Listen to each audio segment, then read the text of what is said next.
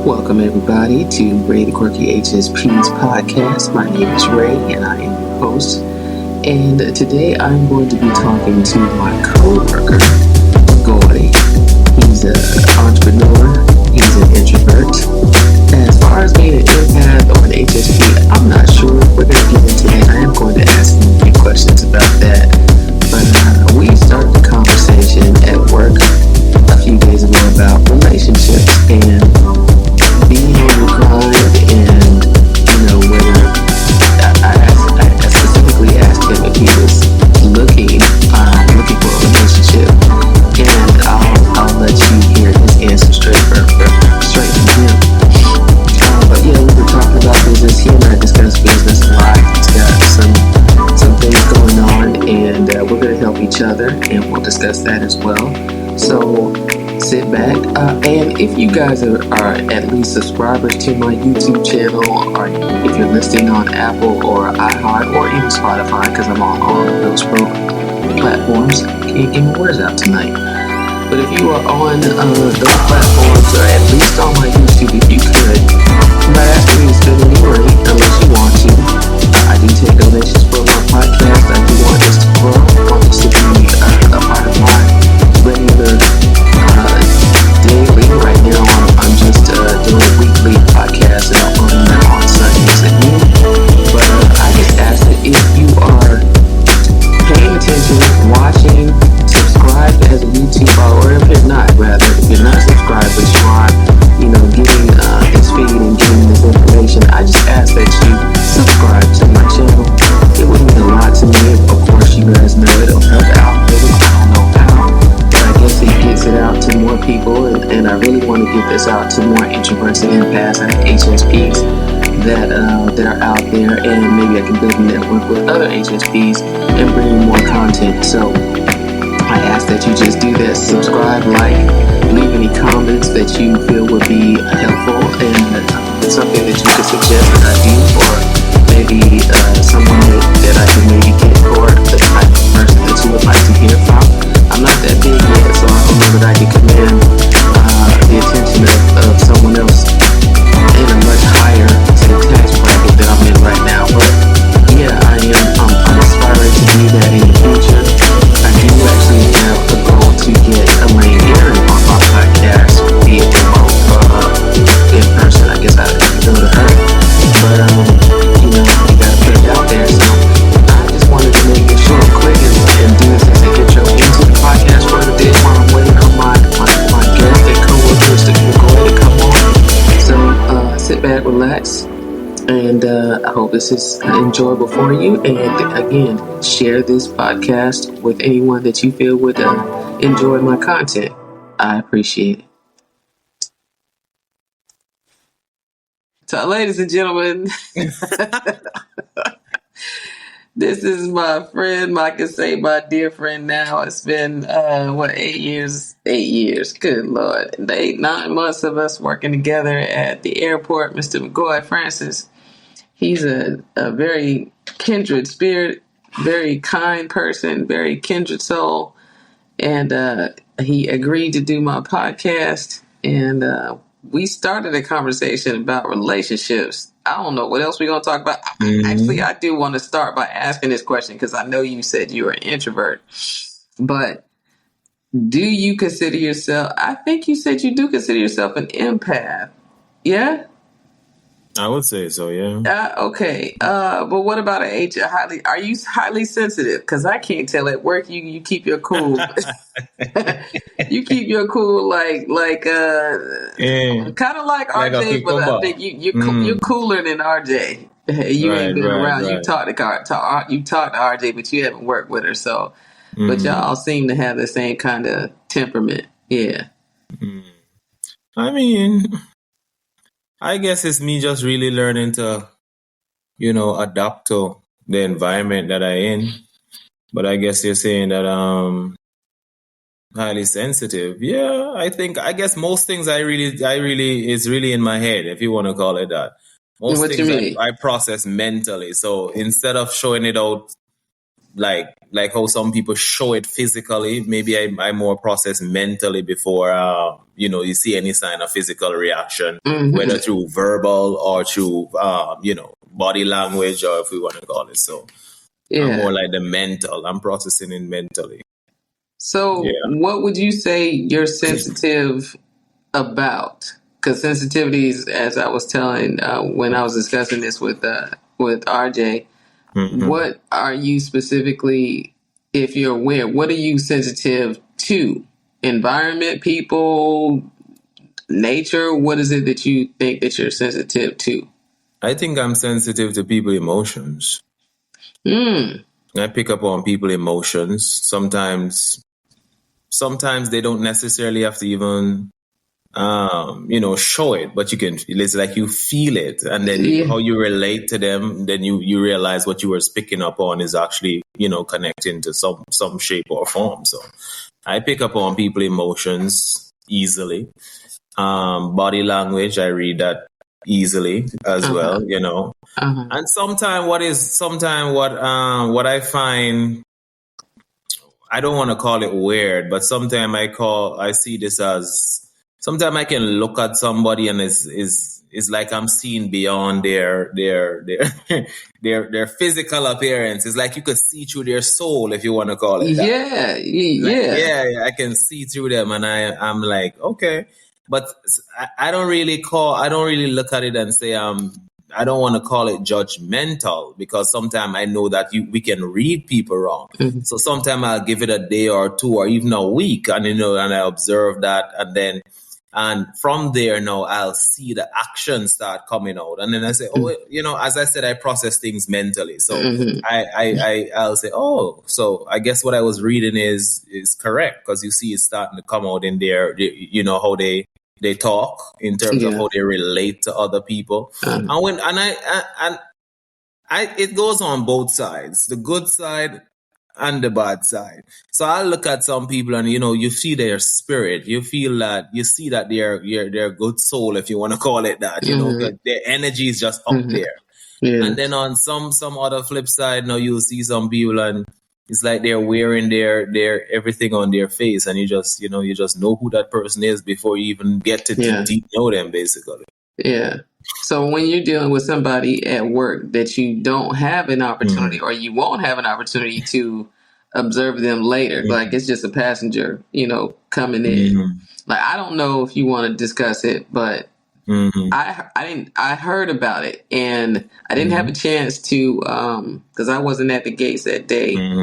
And somebody, when they described the situation about how you were at the gates with Juan, and the person went off and was all, close to your face and whatnot. And I just, because I think this was the day after me and you and RJ were talking, and it's specifically interesting that it happened the day after what we were talking about, that it was like, okay, I'm dealing with, my anxiety at the airport, and then my worst nightmare happens to you.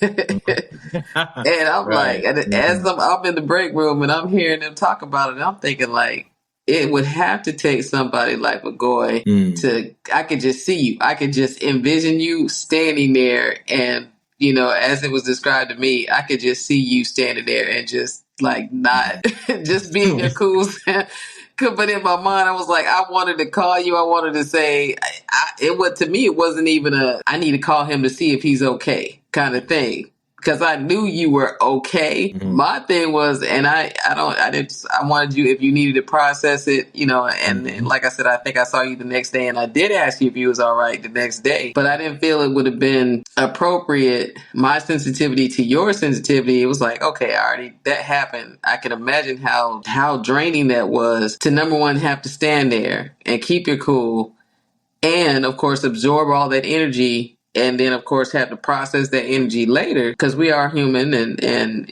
as you describe yourself as a sensitive person. What were you thinking in that moment? Because we didn't really get into it, but it was already described to me, so I didn't need you to have to explain it to me again. So, well, basically, honestly, in that moment, I would have already summed up the individual. When somebody, and what I find, what I look at as well is, a lot of the times, because some people call them the inorganic ones, or the enemy knows exactly where he knows your weakness, he knows your strength. And there come a time when you want to get tested, he's trying to test you. But if you're not, and then you got to manage your own personal ego and your own personal, things that you're going through. Otherwise you can get carried away easy. So there and then, it's not a first that I've seen people, try to force themselves in terms of pushing their views or opinions or whatever it is. So I didn't really let it faze me, to be honest. It didn't faze me. I allowed the individual to speak. I allowed the individual to express themselves because, I already know where they're getting at. So I didn't really go down that path because often if you're not careful, you're going to end up going down the same path that they're trying to get you down. But I know I'm not going there, and I wasn't planning to go there with the individual. So I just allowed them to express themselves. I allowed them to speak. And then, of course, if you're adhering to, policies and standards, you just got to stick out on that. And that's what I did. I just did what I had to do. But how an individual will get even more upset is when you're not giving them the fuel, basically. Yeah.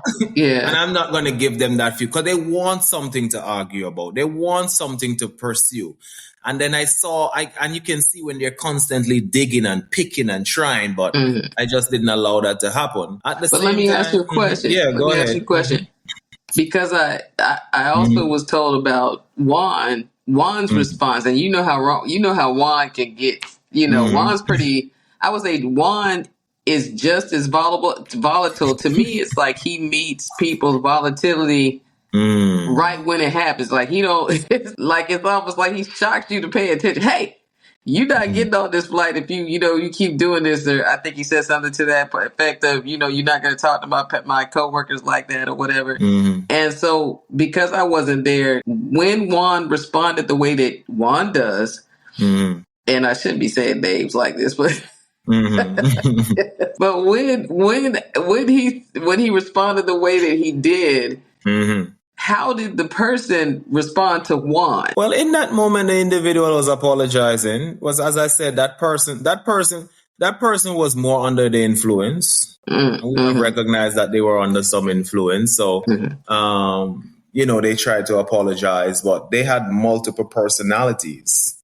So at one point in time, they'll be like, you wondering if it's the same person you were just talking to a few minutes ago. Yeah. So they have, I guess they call it schizophrenia or something. Something was happening that wasn't normal. So I realized. Not just alcohol, right. So it was clear signs of they were under the influence of something. Okay. So, and that's one of the reasons why, and once people are under the influence, it basically means that they're not sober and they're not conscious of their words and their actions. So you yourself have to be very careful and mindful of what you say, because how they analyze and interpret is going to be totally different from what you're trying to bring across. So in those cases, sometimes it's best not to say nothing, or you just stand your ground and you say what you have to say and you leave it there. But not for me to prolong anything. As I said what I had to say, and I just left it right there. But because the individual would have wanted more, it aggravated them. So they wanted to get a little bit, say more among that. Better to you than me. But no, it's certain things that, like you said, if it's just the alcohol, and I guess it is a level of discernment that not everybody has. So because we hadn't discussed it, I get what you're saying. If you observed more than just alcohol, then okay, that makes sense. I just left it as it is. So, in your opinion, how is it? Is it stressful for you as an HSP or an empath, an introverted person, for you to work in the airport environment like that? I mean, to be honest, I wouldn't say stressful.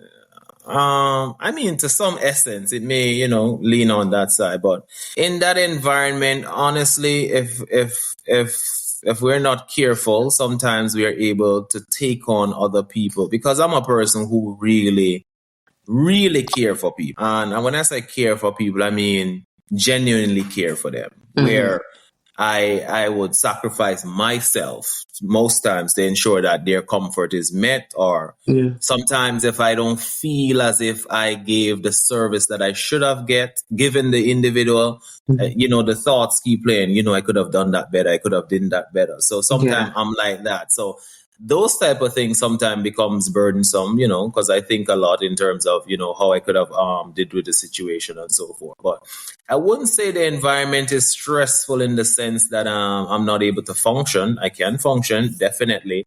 But where it's concerning me, connecting with people and wanting to ensure that they're, you deliver service to a level of satisfaction, and the fact that I feel for people, And when I say I feel for people, sometimes when they come with their different, cases that they may be having or scenarios that they having, it's as if I'm them basically, because I'm putting myself in their shoes sometimes, sometimes even unknowingly, I'm putting myself in their shoes. And I'm feeling for these individuals. And if I'm not mindful, then it's like I'm going down that path, to be honest. So I have to strike the balance between, being self and understanding that it's not everything you can fix, first and foremost. And in certain things, you have to be the strength for the individuals from time to time, basically. Yeah. So do you have, what would I say? Not rituals, but I guess for a lack of rituals or processes that you do when you leave work to decompress, or do you like stay to yourself? Do you like your quiet time? Do you, prefer to just not be around people when you leave work for a certain amount of time? Or can you just jump into a social situation? If you had to, could you leave work and be like, hey, there's a party going on. You're off at 5 and 6:30, there's a party. Would you feel comfortable going right into a social setting like that? Or would you need your alone time? I can, but I prefer my alone time. I want to detox. I want to pretty much unwind. I want to settle my mind, basically. And I don't really like, when you say party, I mean, I'm very picky in terms of places I go, because I don't really like to go in certain settings, to be honest. It feels like I'm a fish out of water. I don't feel I should be in certain places. And I'm guessing it's not my crowd. And when we're talking about, I don't like too much noise. I just like to have it subtled and, and then the energy that is there too. If it's not connecting to what I see as important or meaningful, and, I don't really like should be there. So when I really get home, honestly, I mostly what I'm focusing on now, basically, in terms of, getting that side up and so forth. But how I settle myself is I watch a lot of YouTube videos too, to be honest. I watch a lot of YouTube, but I mostly focus on like minds, in terms of the same things that I'm pushing for in terms of understanding more, in terms of spirituality, understanding self, understanding how life functions, understanding your soul's purpose and missions and calling. So those are the things that I gravitate towards. Okay. Outside of business, if you're talking about business and advancement and development, those are the things that sparks my energy. If you want to get my full attention and those type of things, let's have those type of discussion, because I honestly believe that at the same time, we are on this platform as it relates to, we call this Earth. But I also believe that there's just so much more than we actually know about, in terms of, who we are as individuals and our purpose and our calling. So I believe that, yes, we're still searching, and through life lessons, we come to find, some of the truth. But I think it's a never-ending process, where we just got to continue search and continue to seek out and finding who we are, basically, so we can get an understanding of what's our true purpose. If we don't know who we are, it's just living from day to day. You're just doing the same as everybody else. You just get up, you go to work, you come back in. So you become like a robot. You just become like a cycle. But I think when we're living in our true purpose and our true calling, then it becomes a little bit more different. It becomes a little bit more meaningful. Because honestly, I believe at the same time, we should be living not just for self, but living for others. Because I think the more people we help to become, I guess you can call them awake, or the more people you help to find themselves and purpose, it brings more joy to you, because at the end of the day, at least you'd have been able to help somebody meaningfully, So that's how I really look at it. Yeah. Yeah. All right. So when you starting your podcast? I mean, no, I get you, because I mean, there's a lot of reasons, and that's one of them why I started it for the empaths and the introverts, but the same way that you said that, I think that's why we gravitated toward one another at work. I don't know when we did. I guess it was naturally you seeing what I was eating. I'm seeing what you bringing in, the boss, the Irish, the Irish boss in the business. And because I mean, coming from LA, there's a few people that I could talk to. RJ, I could talk to, about stuff like that.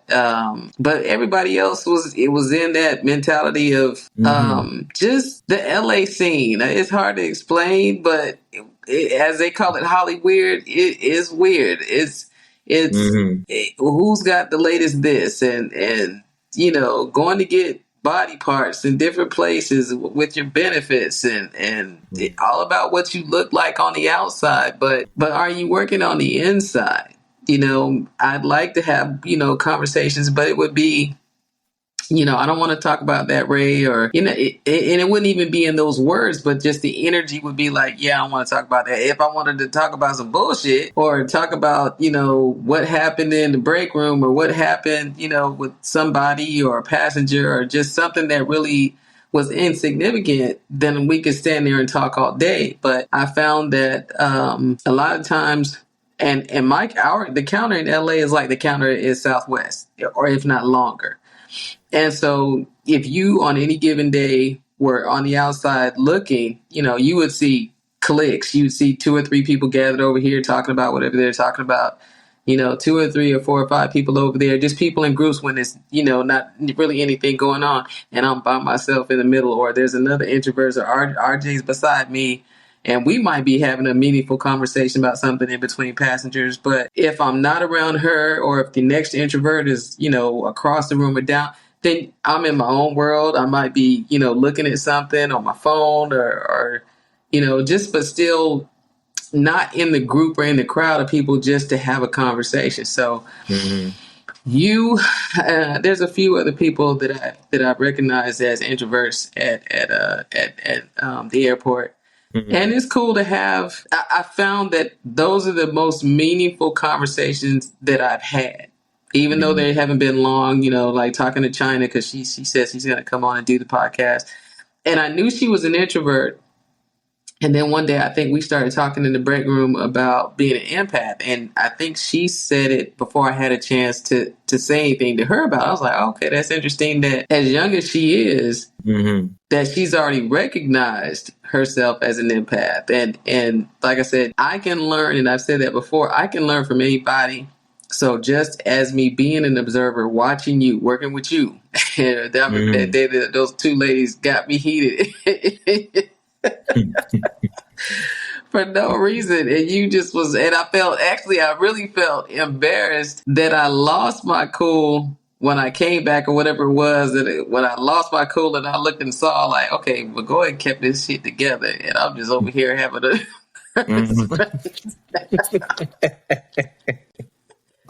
And I'm like, a lot of times it just makes me feel like, okay, either I try so hard and I don't want it to be an inauthentic thing, but it's like I go into every day, okay, I'm not that I'm saying I'm not going to let them rattle me, but I just go in with just this feeling of today's going to be a good day.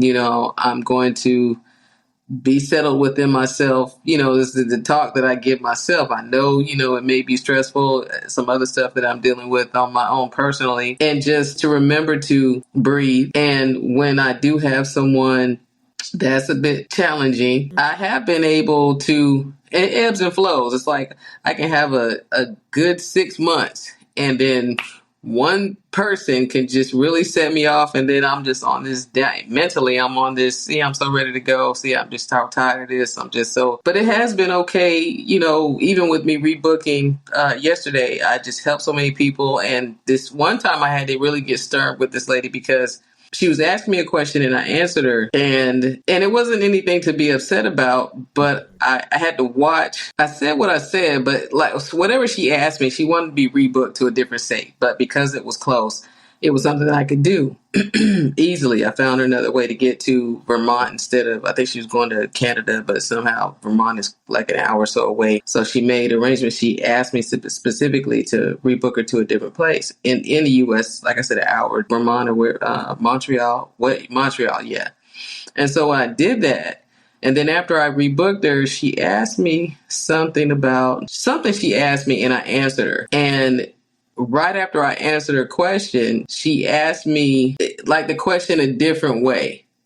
as if I didn't give her the answer. And I said, "Ma'am, you're not listening to me." And it was like and like you said, it's those micro expressions that you pick up on. And she looked up at me like, and maybe my interpretation was wrong, but she kind of looked up at me. My interpretation was, "Oh no, she didn't," like that, right? So I was like, "Ma'am, I'm not trying to be short, but I just answered your question." I think she was trying to figure out how she could get somewhere, and I had to explain to her, even if I could get her to that place, she still has to go through a hub. Not, we don't go directly to that place. So I understand what you're asking me. You're trying to ask me a separate way to see if I'm going to give you a different answer. But my answer is still, we don't go directly to that place. You're still going to have to go through one of these hubs, Dallas, Charlotte, Philadelphia, Miami, and those flights are already sold out. So, I guess I had to put a little sugar in my voice the second time. But I felt myself getting irritated. That's what it is. I guess it's my irritation comes from when people, no matter how many times you tell them what you can't do. Now, mind you, I'm not trying to keep you in Nashville. Why would I? So if I tell you there's no other flight, so you really don't have anything? No, ma'am, I really don't have anything. No, the best bet is for tomorrow or something, as you know, in some cases, the next day. And it's right. But I really got to get there. Oh, okay, I understand you got to get there. Well, so that's enough of that. Yeah, we can go on and on with scenarios about the airport. But I said all that to say, watching, even though I falter, watching you, and I think you. Now I've seen you get stern with people, but I think that it is different when it comes from a man talking to another man. I think it is different. But I've watched you, like I said, I have seen China. And somebody said yesterday we were at the gates and you could hear China over the loudspeaker when she was making her announcements. And I guess one of the passengers flight attendant, she came up to me and she made a statement about how China was making her announcements and I guess basically telling people, there's only so many bags on this plane, so you're gonna have to come up and see me to get a tag, or you're not gonna be able to get on the flight unless you have a tag, something to that effect. And the lady was like, "Ooh, she really, said what she said." And I was like, "Yeah, China could be a little, it's feisty even for her to be so little." I think she has a good balance of, I know I'm little in size, but don't disrespect me, But yeah, I can learn. I have learned from watching you, from watching RJ, from watching a few other people that are not necessarily empaths in LA, how you guys are able to, I would say, remain composed. And I can, like I said, most of the time I can when I think when my mind is clear, not elsewhere. Yeah, and right now my mind at work has been elsewhere on my family and some other situations that are going on. But if I'm focused on what I'm doing, if I'm in the moment, staying present in the moment, then it's easy for me to just deal with the passenger. If I gotta, it's much easier. Yeah, man, just give me your bag. I'll activate your tag for you. As much as I might want to say, and sometimes I do. I pick it if there's a lot of people in line, and I'll, hey. At this point, I'm like, look, yeah, just hand me your ID. Have a nice day. And what I find is most of what I will do is just take the bag, look at their ID, say, have a nice day. They walk off. and I just take my time and put the tag, activate the tag. They're gone. I don't have to deal with the energy. All I got is your bags. I can take my time to activate it. I've already seen your ID, put a bag on a belt, and go on about my business. So, But it sounds a lot like you take on their energy too. I That's one of take on their energy. right. That's one of the things I don't. Well, I mean that's how it sounds, but that's one of the things I don't try to do. Like if I'm there, I already know who I am. Mm-hmm.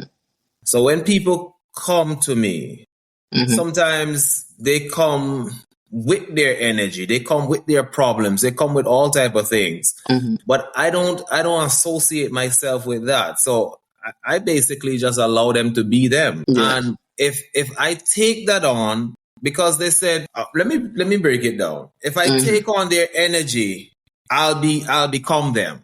I'll start to act like them and do the things that they're doing. So that's what I don't do. I don't take on people energy. So even when they're screaming and behaving and carrying on wild, I'm still being me. Yeah. I'm still calm. I'm still humble. I'm still giving quality service, but I'm not going to take on their energy. I'm not going to match that. Not saying that sometimes I don't feel it coming on, like, I'm going to say something because I could feel it. But when I feel it coming on, I try to quench it. Like Now, when you say but you say you try to quench it. Now, that's why I say I can't learn from you, and this is good that I'm hearing you say this. I see you doing that, but to me, it's not knowing. I had to back up. Not knowing. You may have known that you're an empath a lot longer than I've known. I've only known it to be that. It's kind of like having it is. It's not. It's like kind of. I've had this personality trait my whole life, but I've not worked with the direct public like this prior to working at the airport. So it's kind of like how they say you don't know if you're an alcoholic, you don't know if you're cured if you don't go to a bar, right? But the first time you step into a bar to try to test whether you're cured from alcohol, put yourself in that position. Well, me working in private sector, in an office with a key, not having to deal with the public, not having to deal with, what I want what I want, and just dealing with projects and project management. I mean, I worked in like the hotels, but that's still not, you get so many people, you check them in. Most of the time when I worked at the hotel, I worked at night. So at night, you don't have all that traffic that you have during the daytime. You have a few people you see, you're working by yourself, you just doing paperwork, you're doing the accounting, you're dropping the paperwork off underneath you're not dealing with the public so much. So a lot of my years before I got into working at the airport, I didn't have to work around that much energy. So for me at this age, this late in life, to now be faced with this part of my personality that I didn't know like I said, I knew I was different. I knew I was sensitive because my father used to tell me all the time, but in a way that it was irritating. Like, why are you so damn sensitive? I don't know. That's all I can say is I don't know. But I don't know. Not, having been at the airport and understanding it now is that's what an empath does.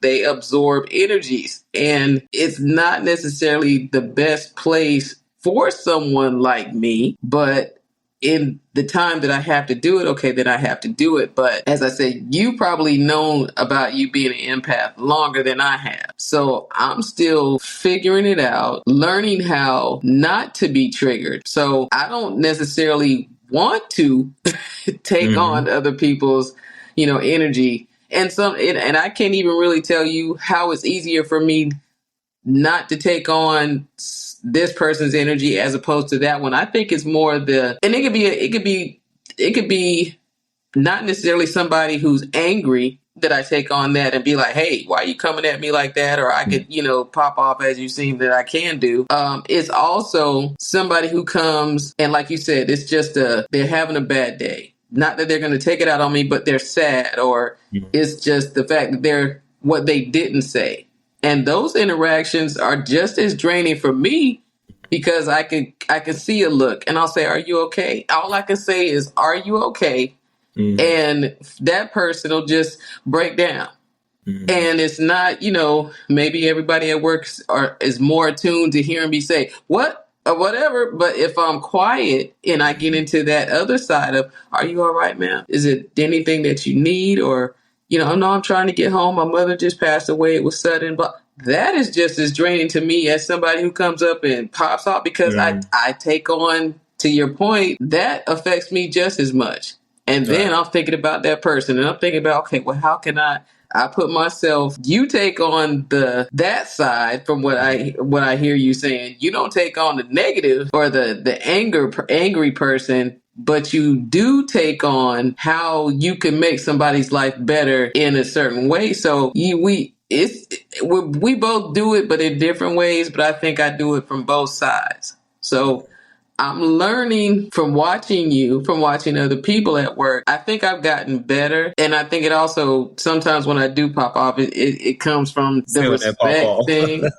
I say pop off. I shouldn't even say pop off like that, because I react. I'll say I react. Oh, you're right. Mm-hmm. I react instead of responding sometimes. And sometimes I don't. Sometimes I think if I give myself a chance to really, like you said, to think about it before I say something, I can allow it to pass me by. Oh. But if I don't, and you catch me right in that moment where I'm not giving myself a chance to think, then the first thing in my mind is gonna come. It's gonna come out, and it might be sarcastic. It might be, I'm giving you what you're giving me. That's that energy matching thing. Yeah, I'm trying to find a balance. But the question is, though, is that you? It's nobody but me. I won't ever say. I will never say, because I said this in the last podcast with RJ. I will never say that anything that I've done is not me. Who else is it? That's not taking responsibility. If I popped off in that moment, I can't say, that really isn't me. It was me right then. It was. Even if it's not me, I'm not triggered outside of work, to your point, because I stay to myself.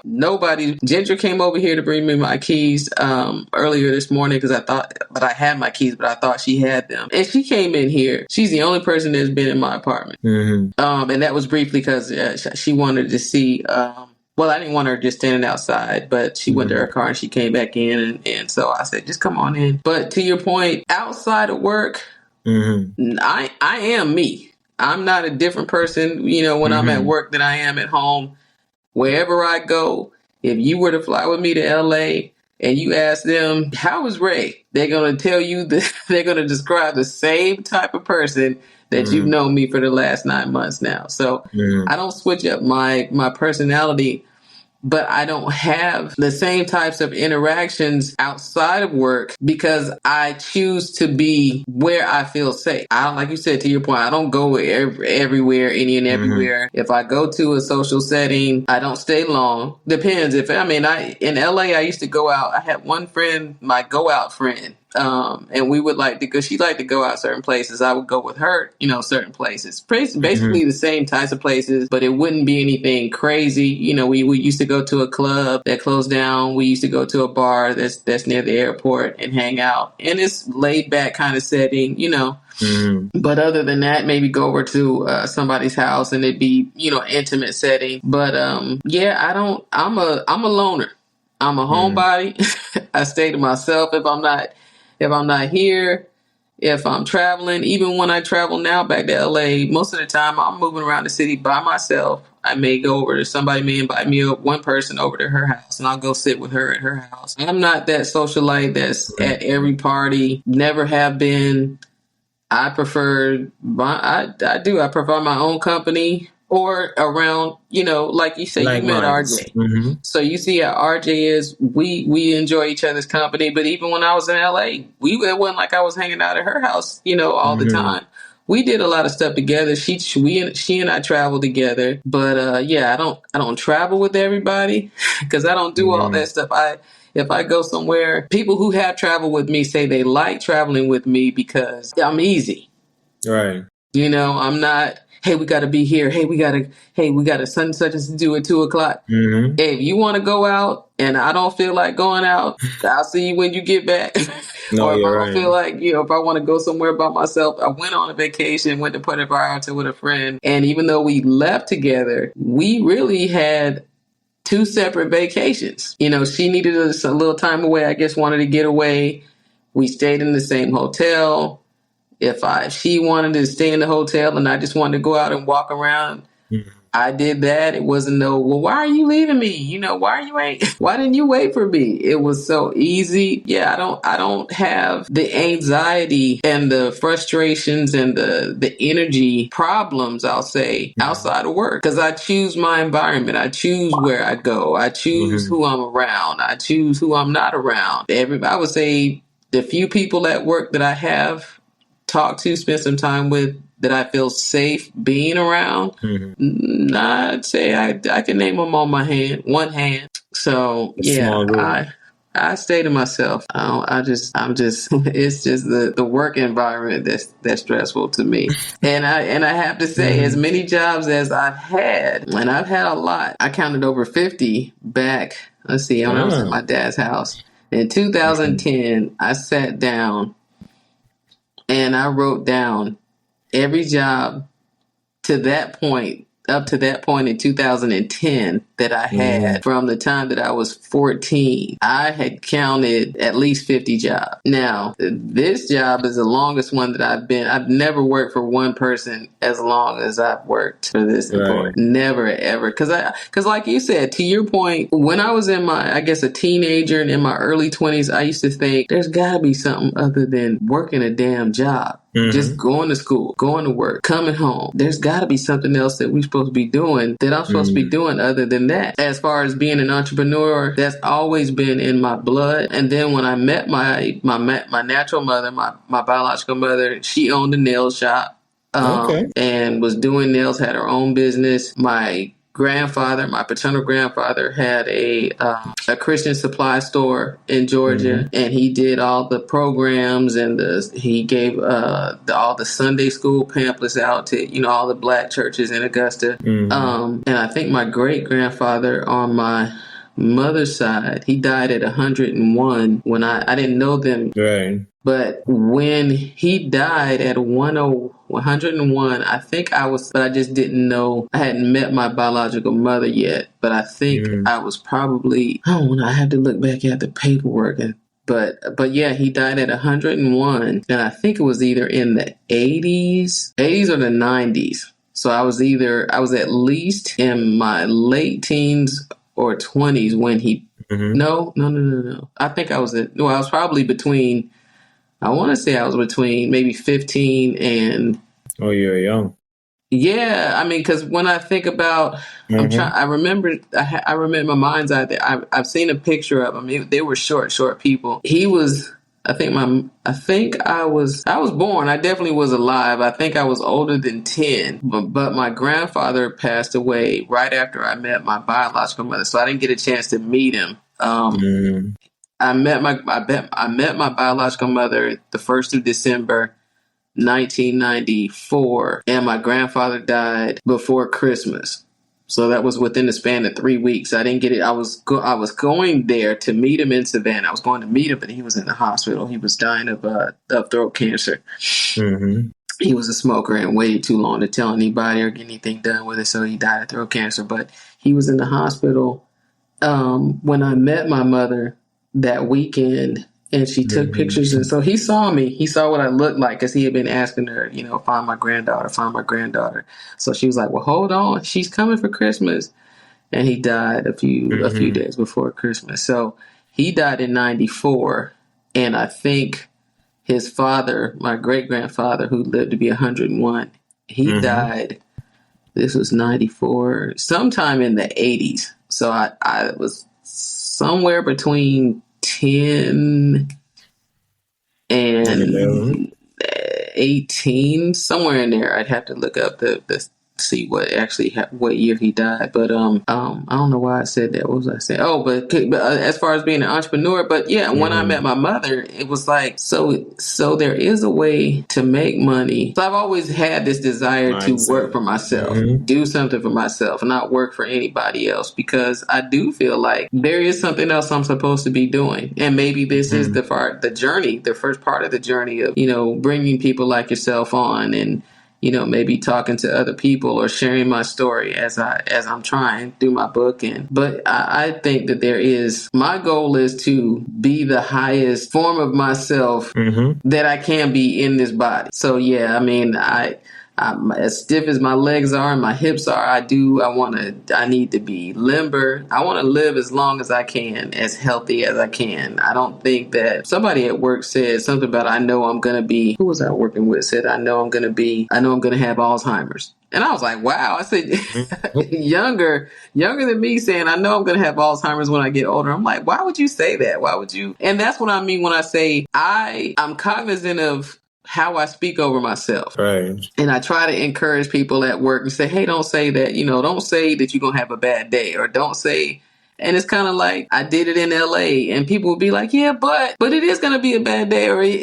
And I'm like, no, I'm trying to get you to catch yourself, because words do have power. And, start believing it too. Yeah. And it's like, in a perfect world, all of my encounters would be with people like that, people like you. We could sit down and have a conversation. So what you having? So we could, encourage each other, share things with each other, something natural, something that's beneficial to me for my body, my brain, my lifestyle. And but I think you can do that. I think you can curate your life. Well, depends on how much money, depends on how much money you have, your freedom. Like you said, to be, hey, wouldn't it be nice to just wake up and you ain't got to go to work because your bank account is bling, bling, bling, bling. You got so much. Yeah, and I say, that's the feeling. For somebody like you and I to have those kinds of conversations, it's refreshing. Those are the reasons why I look forward to going to work. It's to see people like you. If I'm going to work and everybody's on the same old vibe, or somebody who's always just in negative thinking, or just, oh, it's not gonna be a good day. Oh, here we go again. And we have those. That's not, that ain't gonna make me want to go to work. That's not gonna motivate me to want to go in there. So yeah, I want to work on me, create my experiences where my anxiety is not, over the top. Things where I can be of help. I don't even like saying that I want to be, and I want to ask you about this, because I know, with the stuff that we talk about, and the stuff I'm trying to do, it bothers me to say that I want to inspire someone, because to me, it feels like ego to say that. You know what I mean? No.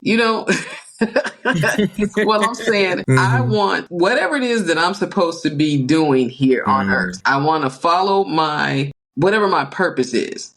Right. And if my purpose inspires you, then so be it. But I don't think it's my place to say, I want to be your inspiration. I want to be your encourager. If anything that I do naturally resonates with you, so that you follow me, you become a follower or whatever. But to say, well, I got 1 million followers, it's not something that feels comfortable for me to say. I mean, I could say it as a fact. Okay, yeah, I want to get to however many subscribers that it takes to build, in order to be independently, financially viable on my own, that I can say comfortably. But to say in a way that I have fans, or I don't want to have fans. Yeah. I don't want to have admirers. I don't want to be that celebrity part of. That's not who I am. If I had $1 million, it would be, no one would know. I wouldn't want to walk around. If I'm known for, I'm okay with having the subscribers, being helpful in any way that I can to share knowledge, information,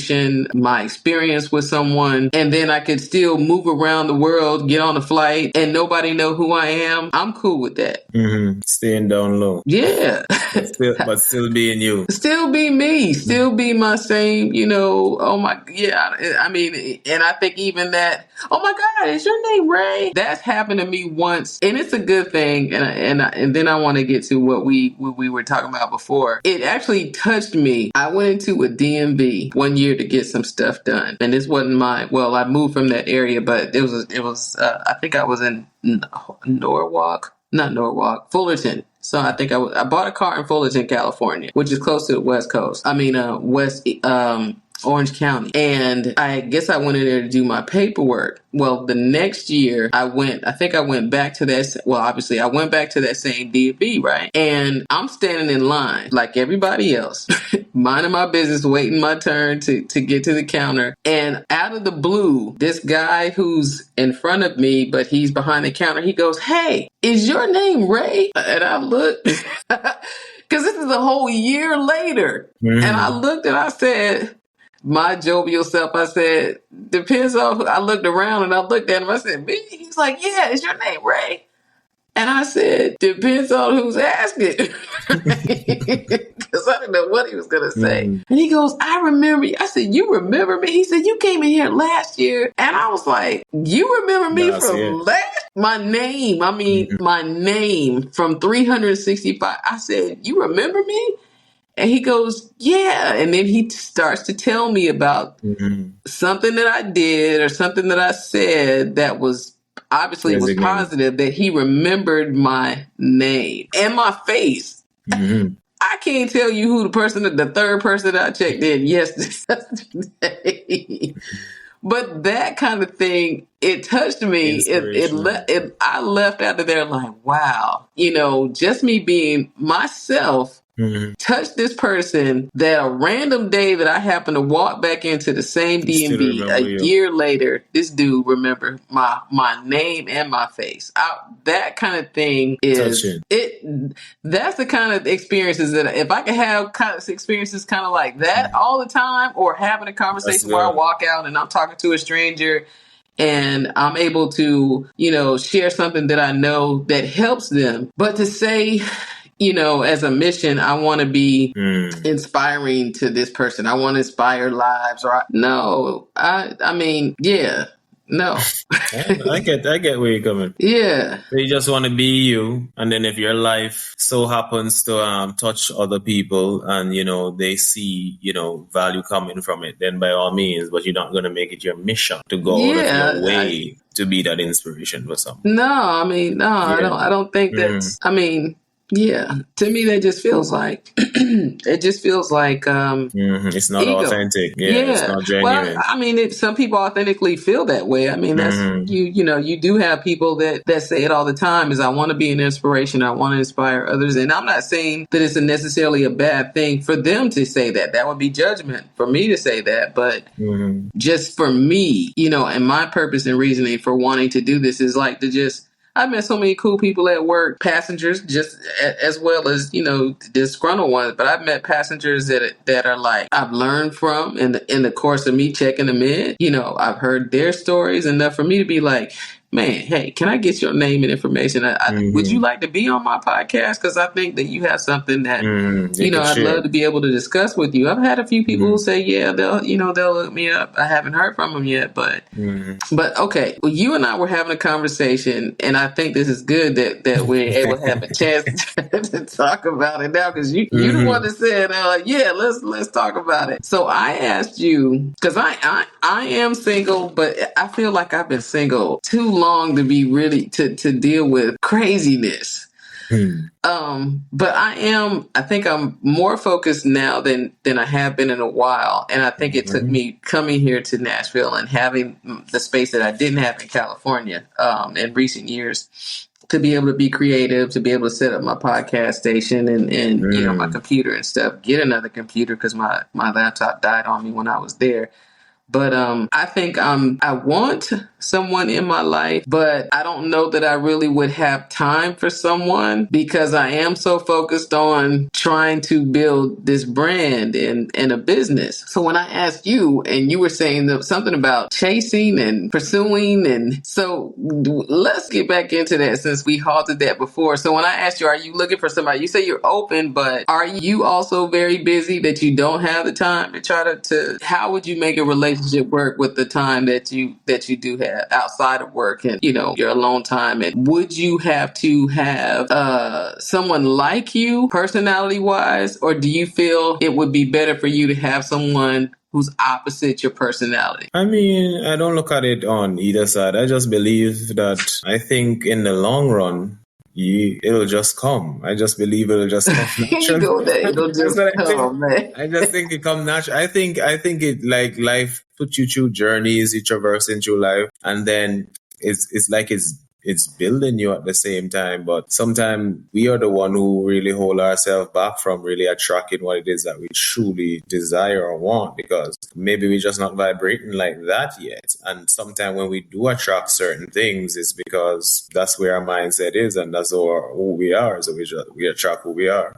But in the long run, yeah, as I said, I am open to that. But at the same time, I don't want it to be like I'm searching for it, or I don't want to use the word desperate, but I don't want it to be like, if it comes, it comes. I just open and I know that it'll, and I've seen it, I've seen the opportunities. I've seen where, but I just believe it's just going to flow natural. That's just, Well, wait a minute. that's When you my say belief. you've seen the opportunities for yourself, Yeah, I've seen opportunities where, you can, I could have taken opportunities to engage people more and get to, but, and I guess what you said isn't that too, a form of it came and you let it you let it pass you by? to some extent, I could say that to some extent, because you never know what can happen unless you, you pretty much engage in, or you pretty much, give it a chance, basically. Mm-hmm. I would say, yeah. I've seen a lot of, but honestly, I always tell myself I need to heal self. I need to heal myself first. I need to, because You if need to you heal. heal in the sense that there are certain things that everybody know themselves. If they don't know themselves, that means something is wrong. Well, let me not say that, because everybody don't know. Everybody, yeah, I was going to say Themselves. everybody But don't know when themselves. you're starting to know yourself and starting to see yourself, in the sense that there are some areas of your life that needs to fix, and if they don't fix, then it may expel people from you. People may come and you just see them leaving. And sometimes when you see that repetitive cycle, they call it like a trend. It's the same thing and it keep happening. But a lot of You're times people perfect, blame. though, Migoy. You perfect. What you talking about? What's wrong with you? I mean, I'm joking when I say you perfect. I mean, yeah, there are certain things that need to heal and get over with. I mean, some people may look at them as major, people look at them as minor. I look at them more as personal growth and development, in terms of all practices that don't necessarily align with your true self, in the sense But is it that, you? Like, I'm going to ask you, when, no, like you it's not said to me. It's not me. That's what I'm saying. When you start to know yourself, you know what is you versus not you. You know when when you're holding on to something that you don't need to be holding. And there's no way, as they say, in order to make space for the new, you have to really let go of the old. But sometimes we're so attached and accustomed to the old, and we think it's a part of us. That's why we don't let it go. And I guess some people may still call it ego, but ego is not something that people may call ego bad, but I don't think ego is bad. I think ego is a part of you that helps you to learn yourself and find yourself. So when you face the egos, truly face, because people run away from the ego and say, oh, it's bad. No, I think you should face the ego. That's deep. We need to do a conversation about the ego, because I've had somebody else tell me, but interestingly enough, it was a guy. I think I sent you the guy Baron that I told you about. That I sent you his. We were having a conversation. He was like, "No," he's like, "I don't think ego is a bad thing, no." Just like you, I don't he's like, think "No, so keep either. your ego." He's like, people that try to tell you to eliminate your ego. No, man, don't. I kind of hear that. I don't know. That's the conversation for another time. I won't get into the ego thing, because to me, ego gets me in trouble. Because you allow it to get you in trouble. No, I mean, when I realize I'm in my ego, to me, it's not a good thing. And when I know that ego. I am cognizant of when my ego is rising, I lessen my ego consciously. But when I think, like I said, when I allow myself to be triggered, and again, I say, allow myself to be triggered. To me, for me, not for anybody else. I'm not judging nobody else, but for me, I guess because in my mind, I have made ego to be something that I have been trying to reduce. Right. Now, I mean, do I think I will eliminate my ego ever? I don't know. It is my desire to be, protective of myself. Of course, my boundaries, set boundaries, but to allow my ego to come up the way that my ego does, I don't think that that's a good thing. No. The truth, what I believe, honestly, the truth is, I think ego come to help you evolve. And I don't think egos are necessarily. I think at every stage of your evolution, you're going to find different forms of egos. Okay. And then and then sometimes you're not going to see it. It's other people going to see it for you. So I believe the more you get to know them, and as I say, sit down and understand it, because you can't run from it at the end of the day. You have to understand it. You have to see how it affects you in terms of how it makes you behave. And then once you reason with that, now you're able to not allow it to control you, but you control it. So once you become the one who controls it, it becomes better. But I said, and then from that, once you control it, then you're going to evolve. Sometimes you can still go back down because, but at every stage, they're going to be different form of ego, and you just got to move on from there. So do you feel like you have a good control of your ego, or no? Some, not all. Some? Really? Some. Well, I say you are, you need to go to Hollywood because you're... Some, not all. Well, externally, maybe I should ask the question that way. Externally, based on everything you said today and what I know about you, if you take the time, if you're cognizant of your actions enough that you take the time to process inwardly, I'm saying where it's visible, you don't, it appears as though you don't have an issue with ego. So if you're telling me that you really aren't Superman, But you gotta remember, your ego is not my ego. So maybe what you're looking for, you're not gonna see that. Well, then ego. Okay, then what is ego to you? Then I guess we gonna get into it.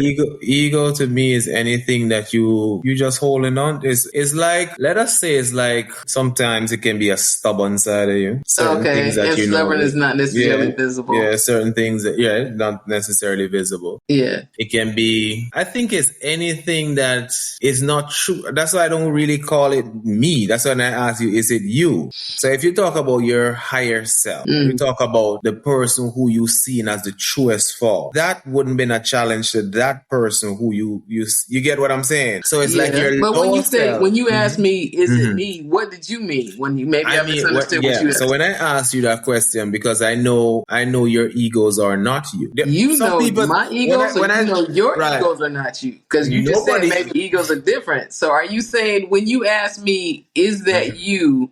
Were you talking about a specific situation at work, or? No, I was talking about overall, whatever you hold on to, and because you said sometimes, what was it you were talking about? A trigger? You want to. When I react to someone, if I feel like somebody's trying to push my buttons, or. I mean, and in some cases, those things are natural, because if it's a case where somebody's blatantly rude and being disrespectful. Yeah, that to me is ego. Right. For me, now, like I said. Not necessarily. If it's a case where every little thing triggers somebody, then that's a problem. That's not not for me, no. But when you ask me, is it me? And I say, well, who else is it? Is my question. Are you saying it as in the way of, is it the real you, or is that the you that you're observing? Is that what you meant? Because we can get into that conversation I meant that. How I look at it personally, I don't think those sides were you. I think it's just a side of you that you just need to evolve from. But it is still me, though. No. How can I evolve from it if it's not me? It can't be you. It's just a side of you. You is not that person. How I look at the ego as something different from you. So the observer. So like you're saying... So you're saying it in terms of the observer, like I can look at myself. So if I'm the person observing myself, which one is me? Is that what you mean? Right, because that's how the observer is watching. So I'm watching myself act the fool. The me that's watching myself act the fool is really me, and the person that's acting the fool is the side That's not of me. You. That's not. I got you. I see what you mean by that. So but that's I can appreciate that.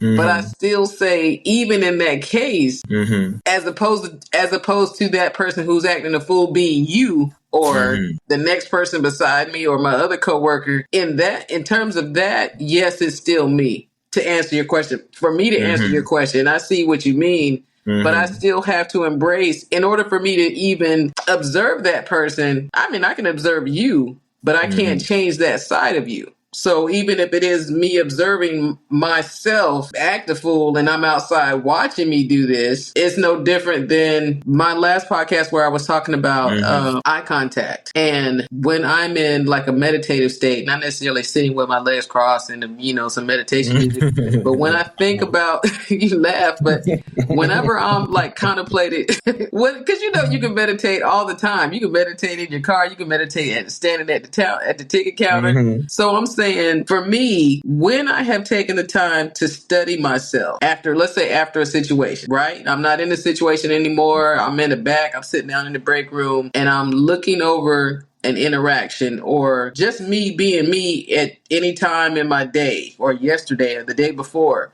I've been able to watch myself like I'm watching a tape, and I'll be watching myself at the ticket counter. I'll say the ticket counter because I'm talking about the subject of eye contact. And I noticed as I'm figuring out my new discovery of myself being an empath and why I respond not just in reacting to people, but how I interact with people, right? And I'll look at myself, I'll look at the tape of myself mentally, and I'm watching myself with no eye contact. Or when do I do that? And when do I look away? Or when do I, you know, stop interacting visually with someone? And it's something that I hadn't really thought of because I was just living my life being me. And it's probably something that I've done my entire life, but I never really thought about it in that way until I started dissecting, you know, the new part of me that I understand myself to be now, if that makes sense. So I get what you're saying, like the me that's looking, the me that's looking, you know, at myself, but I still say the me that's in here that's able to witness myself interacting with customers or whoever, even if I'm at the store or whatever, both of them are me though. And sometimes that person that I'm looking at I'm doing something that doesn't necessarily need to be fixed. I'm just observing the other side of me. That's me, not you, not Gina, not RJ, not anybody else. So that's what I mean when I say, when you ask me, is it me? My genuine answer to you is, who else is it but me? Because it seems you can't separate yourself from your ego. Then. You call your ego yourself. No, I can. But to me, that's not necessarily ego to me. You know what I'm saying? Just me observing me and how I am as a person when I'm dealing with someone or dealing with an interaction where I'm not making eye contact or I'm looking down because I'm feeling, you know, like it's whatever the situation is. It's not ego when I'm looking down. It's not because I'm feeling necessarily intimidated. It may be you're staring at me and you think that, you know, I'm feeling some kind of way. And to keep from getting a who is your manager, I'm trying to dissociate myself while I'm still doing my job. So for me, it's that in that case, I'm not in my ego. I'm just I'm in it's my way of being in a protected bubble while I'm at work. No, I wasn't meaning in terms of the eye contact. I know when I ask a question, when you say, is it you? But I guess some people will still call it themselves, but I don't necessarily. I get that's your actions and I get that you're the one who doing these things. But at the same time, if you're talking about the real you, it's not necessarily you. It's just that you're doing certain things that I just don't associate it as me technically. I just see it as a version of my true self, but I don't necessarily call it me. Because if I call it me, I'm saying I am that. But I'm not necessarily that. But I do understand where you're coming from. You're the individual. You're the one, doing this. You're the one executing that. So you can technically say it's you. But how I look at the ego, I look at it as something else. I look at it as side or version, but it's not my truth. Those are things you have to shed. Those are layers. Those are things that you got to just let go. And until you let those go and drop them, then you can transition into the real you. Real you, authentic. And that's what I'm hoping to do.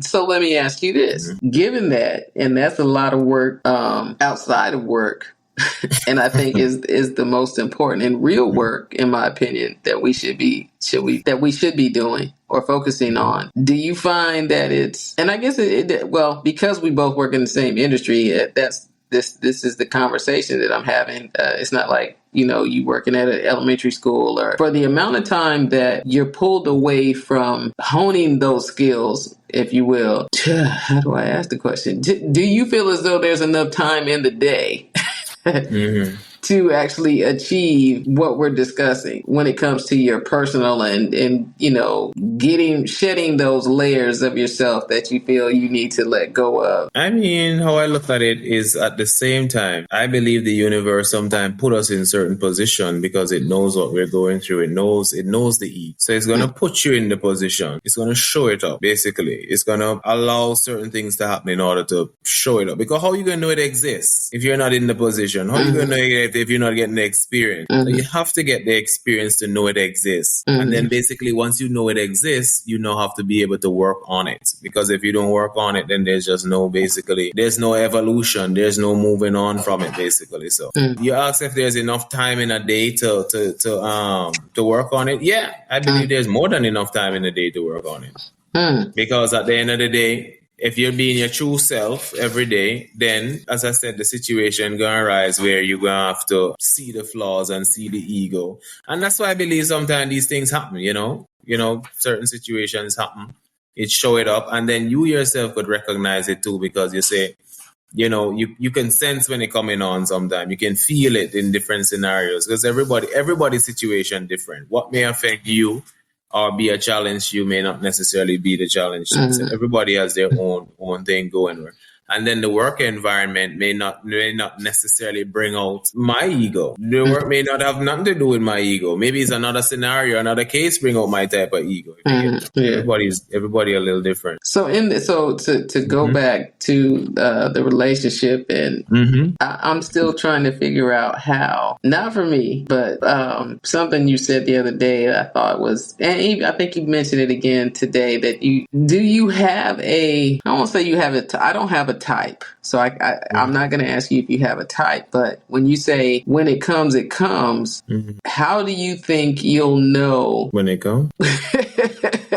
I'm saying if you're like, for me, if I'm not going out, right? If I'm going from work into the house, working on podcasts, working on content, working on this, no one's, really probably even knows that I live where I live. You know what I mean?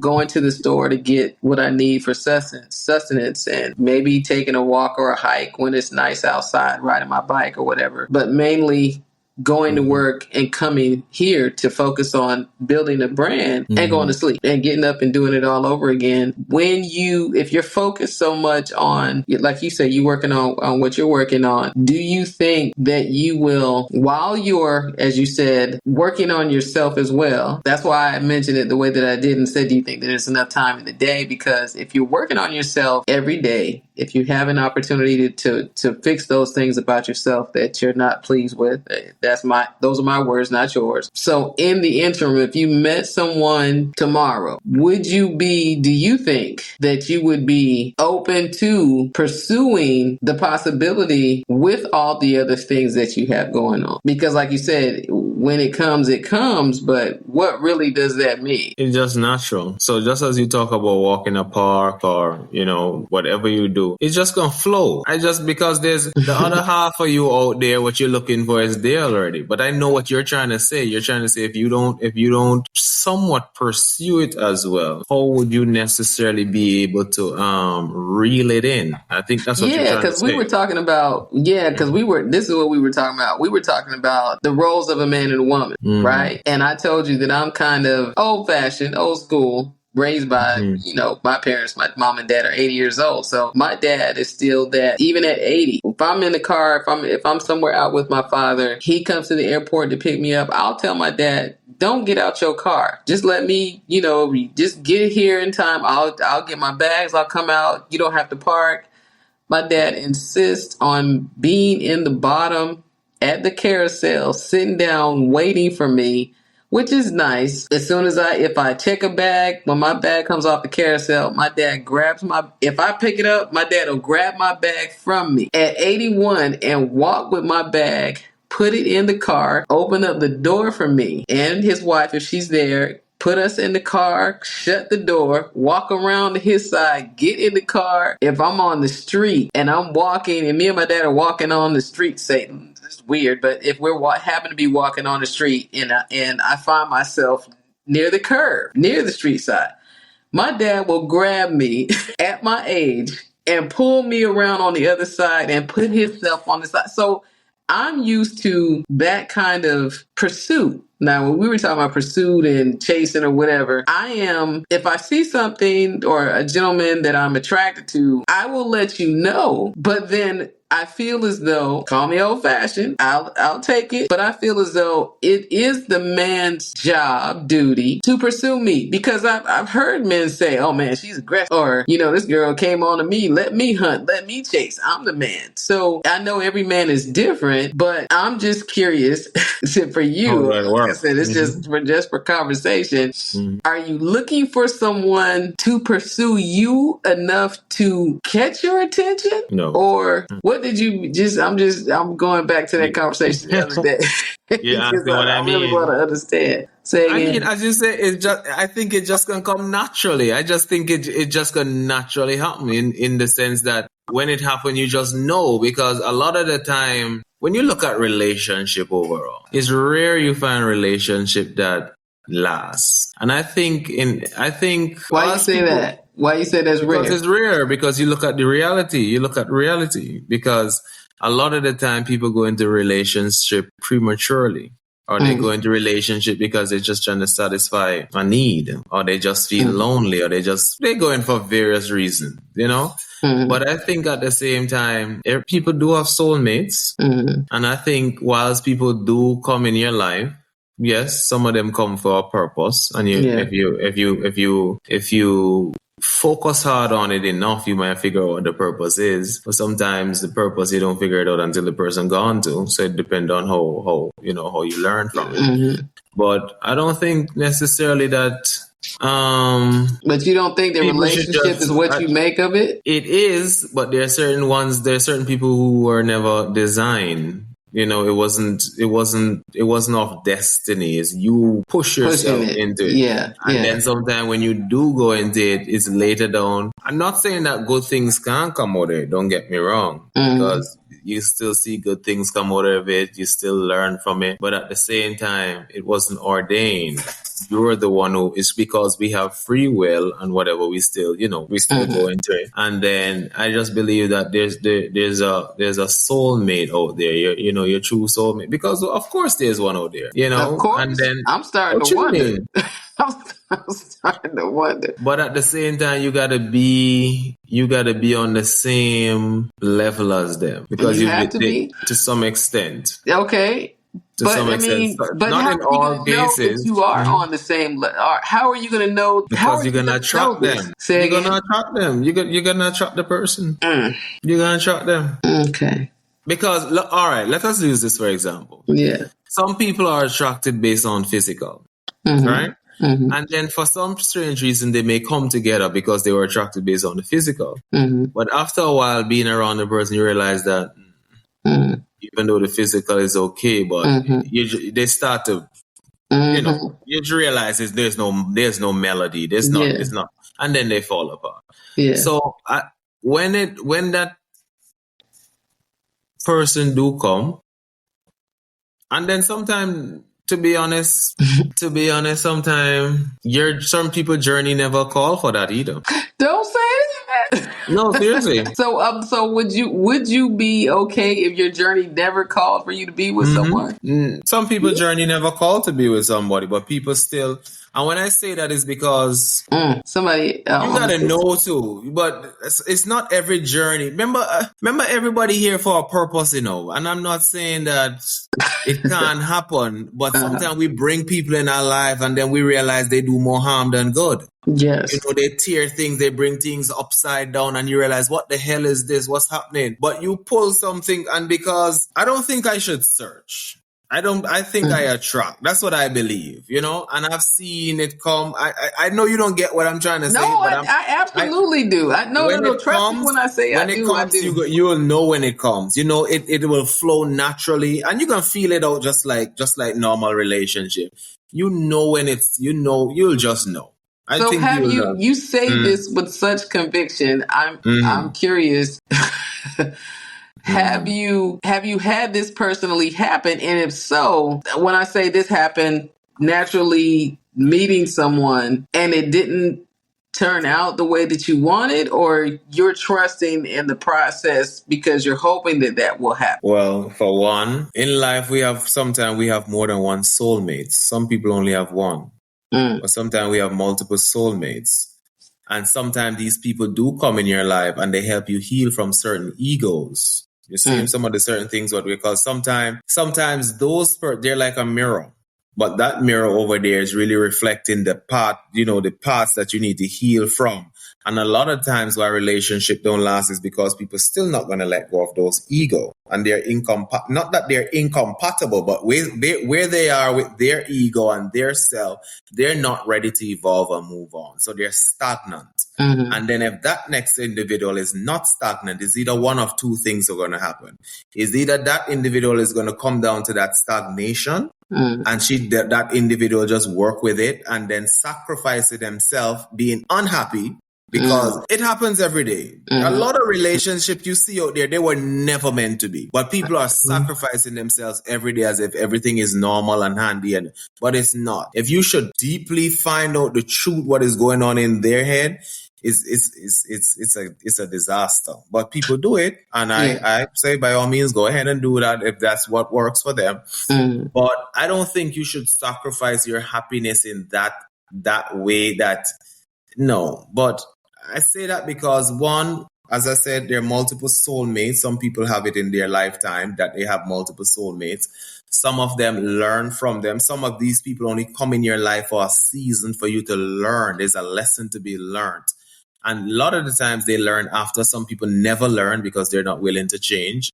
And then sometimes the soulmates that come prior to, they're the ones who shape you and mold you and prepare you if you had learned the lessons for the person who is to come later down in life. That's just how I look at it. Do you feel as though you have encountered one or several of soulmates? Definitely. And sometimes your soulmate don't necessarily have to come in as a lover. Yeah, it's not in all case. It can be a real good friend. It can be it can come in any form, but sometimes it does come in the form. And sometimes it's not that it should have become sexual or whatever. It's just that we allowed it to go there. And a lot of the time, sometimes when you allow it to go there, it can destroy the friendship. It can make things a little bit different from what it was. Are you looking at my window? With what? What do you mean? What do you mean? Because everything you're saying is like, I think that, you are speaking some of my past experiences. And as far as meeting my soulmate, I don't know that I can say that I have had the privilege of meeting, I would say 3, good guys. And that's saying, that's not really even giving them the best compliment that I can give them. There was an attraction for sure. One guy actually, I'm not even going to do that. Let me not do something, but no. But 3 attractions that never, but I think that where they went and what they are is what was meant to be. One of the guys actually is, I found out, I had this feeling. So when I lived in Atlanta, the last time that I was there, I saw, after I left, I think I went back to Atlanta while I was still living in LA. I went back for a visit and I saw this person, and I didn't hear from him for a while. And I had this feeling that he was no longer here. I had no proof. No, seriously, I had this feeling like he's got to be, because he had such a pattern. He was such a consistent, reliable person that I couldn't get in touch with him. He didn't return phone calls, text message, email, social media was up, but he wasn't responding. And I had no way of, it took years for me. I think I just realized or found out or confirmed last year. And this was probably 6 years ago. So this is like 5 or 6 years of me thinking he's not here anymore. And I had that feeling, like I said, for about 5 or 6 years, like I think he's passed away. I don't know why I feel this way, but he's gotta be, not here. weird. And then I found out that he actually is deceased. I hadn't been able to figure out. I saw his obituary online. I had to do some digging, but So you were right. yeah, and it was weird but he and I had this connection that was, when I say Different. how I met him, I had a car. It was right after I bought my house, and in the buying of my house, I had enough money. The people that was buying that were selling me the house, they ended up having to stay there, so they rented the house back to me. So I got a check at closing, and I needed a vehicle, and so I bought this car, cash money for this car, and then but there was an issue with it; it wouldn't start or something. And I was at work, and I didn't know of any mechanics, and I actually went to like the closest auto parts store to my house, and I just asked them, "Hey, do you know of a mechanic?" And Lamar had left his, he was a mobile mechanic, and he left his card like at the store. So the lady was like, "Oh, well, this guy, he, left his card. You can call him and blah blah blah." Mm-hmm. So I called him. And I said, "Hey, I have a vehicle. I don't know what's wrong with it, but it's not starting." And he was like, and he was real matter of fact. It wasn't like we were buddy or anything. He was like, "Okay, well, I need you to go do this and leave the part in the car in the driver, under the driver's seat, and leave $100 or something that he wanted." And I said, "What?" I was like, "You want me to leave some money?" I said, "How do I know you just not going to take my money and, just leave? You know me. I'm the same person." So I said, "Well, you want me to just leave my car and leave a part and leave $100 and just leave my car like that?" And he was like, he didn't back down. He was like, "Yep, if you want me to fix your car, those are my terms, blah, blah, blah." Right. And I said something. I asked him, I said, "Let me ask you a question." And he said, what's up? And I said something like, "Do you have a relationship with God or something like that?" I said, because I wanted to see what his answer was going to be. You want me to leave $100? You want me to trust you? Mm-hmm. I don't even know you yet. I ain't never seen you. I couldn't even report who you look like. You know what I mean? Because I'm at work. And his answer was like something like, "Ma'am, he's how I run my business." However, his answer was enough for me to be like, I can trust this guy. I'm at work. He calls me and he goes, "I just want you to hear something." And I was like, "Oh Lord!" I'm thinking, my car is like a piece of trash. It was a Volkswagen Passat. And he goes, "I just want you to hear something." And I was like, "Okay." And he kept turning my car on because it wouldn't start. He kept turning my car on and turning it off, and turning it on and turning it off. And he said, "You don't need this part." He said, "You can take the part back." And that part was expensive. He said, "You don't need the part." He said it was some type of connection. The solenoid, something was loose or whatever. He said, "I've turned this car off. I've turned it back on at least 100 times."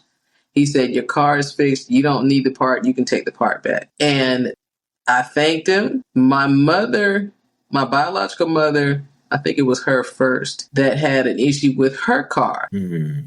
I still haven't met this guy at this point. I tell her about Lamar because my mother was staying with me at the time. He comes over, he fixes her car. Mm-hmm. And I think when I did finally meet him, my mom who raised me was at my brother's house. My mother, so both my mothers, and this is when I met him. He fixed my mother's car. And I'll say this, he was married. And I didn't meet him until after he had worked on my car, my biological mother's car. And then my mama, something was wrong with her car. My mother was staying with my brother. And that's when I met him. We stood outside and it was cold, but he brought his car. We couldn't do it in my brother's apartment complex. So I remember we went to like this, I guess it was like a store parking lot. And my mom was in the car.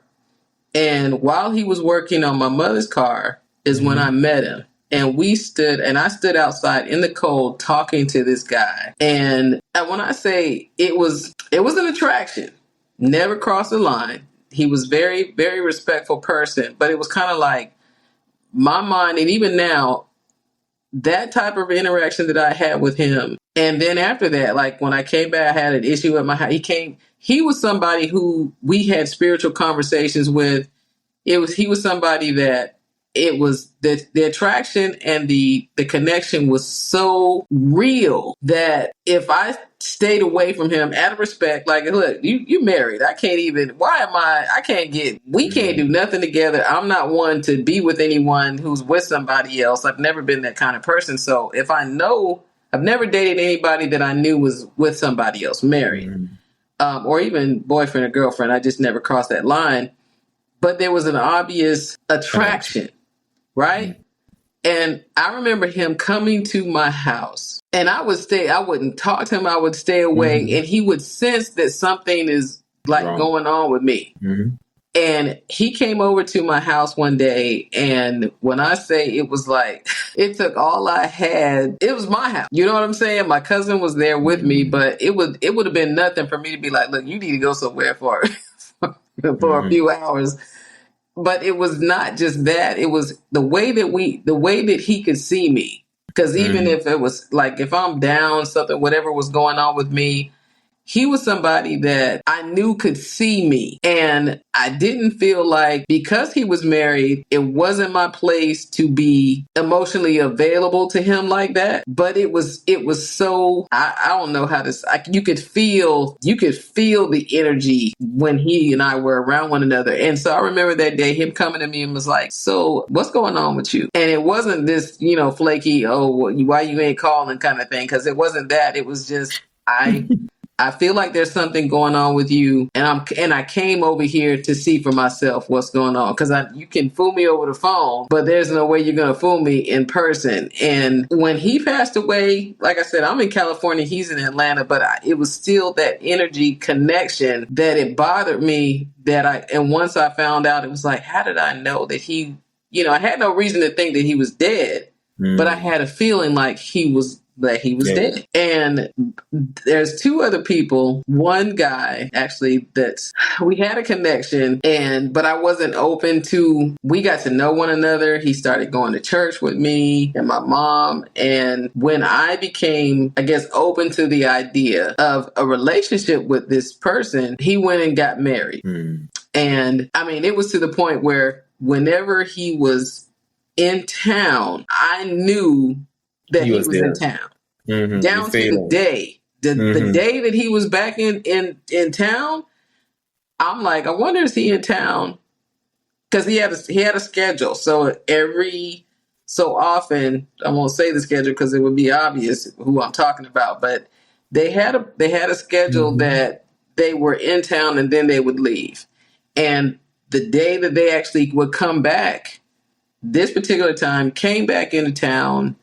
And when I saw this person, because we had been talking while he was out of town, but he didn't reveal to me that this was going to happen before he came back into town. And when he came back into town, he was like, I have something to tell you. And I was at the verge of, okay, everything, it seems to be working in the direction of us being a couple. Right? Never, I mean, the best of relationships. And when he came back in town, it was like, I have something to tell you. I actually got married. I was like, okay. And I chose to distance myself, no phone calls, no.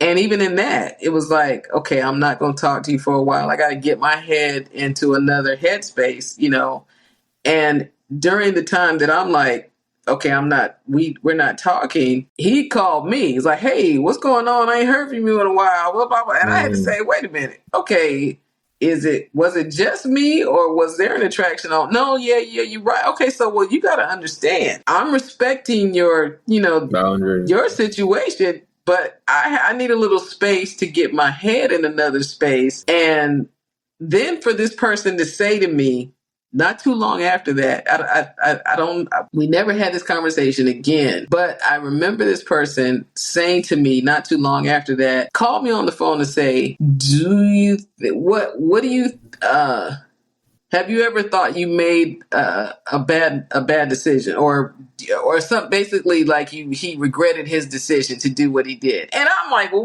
what kind of position does that put me in to tell me? You know what I mean? I'm not going to tell you what to do in that regard, but I say that to say maybe you're right as far as being soulmates. Maybe I've had a few soulmates, but my only question has been to God has been, why would you allow me to have these type of interactions with men that were off limits, that could never have been mine? You know what I mean? In that way, we have a good platonic relationship, very easily could have been my best friend. In some ways, they kind of were. You know, for men, I have better relationship with men than I do with women. But I don't know.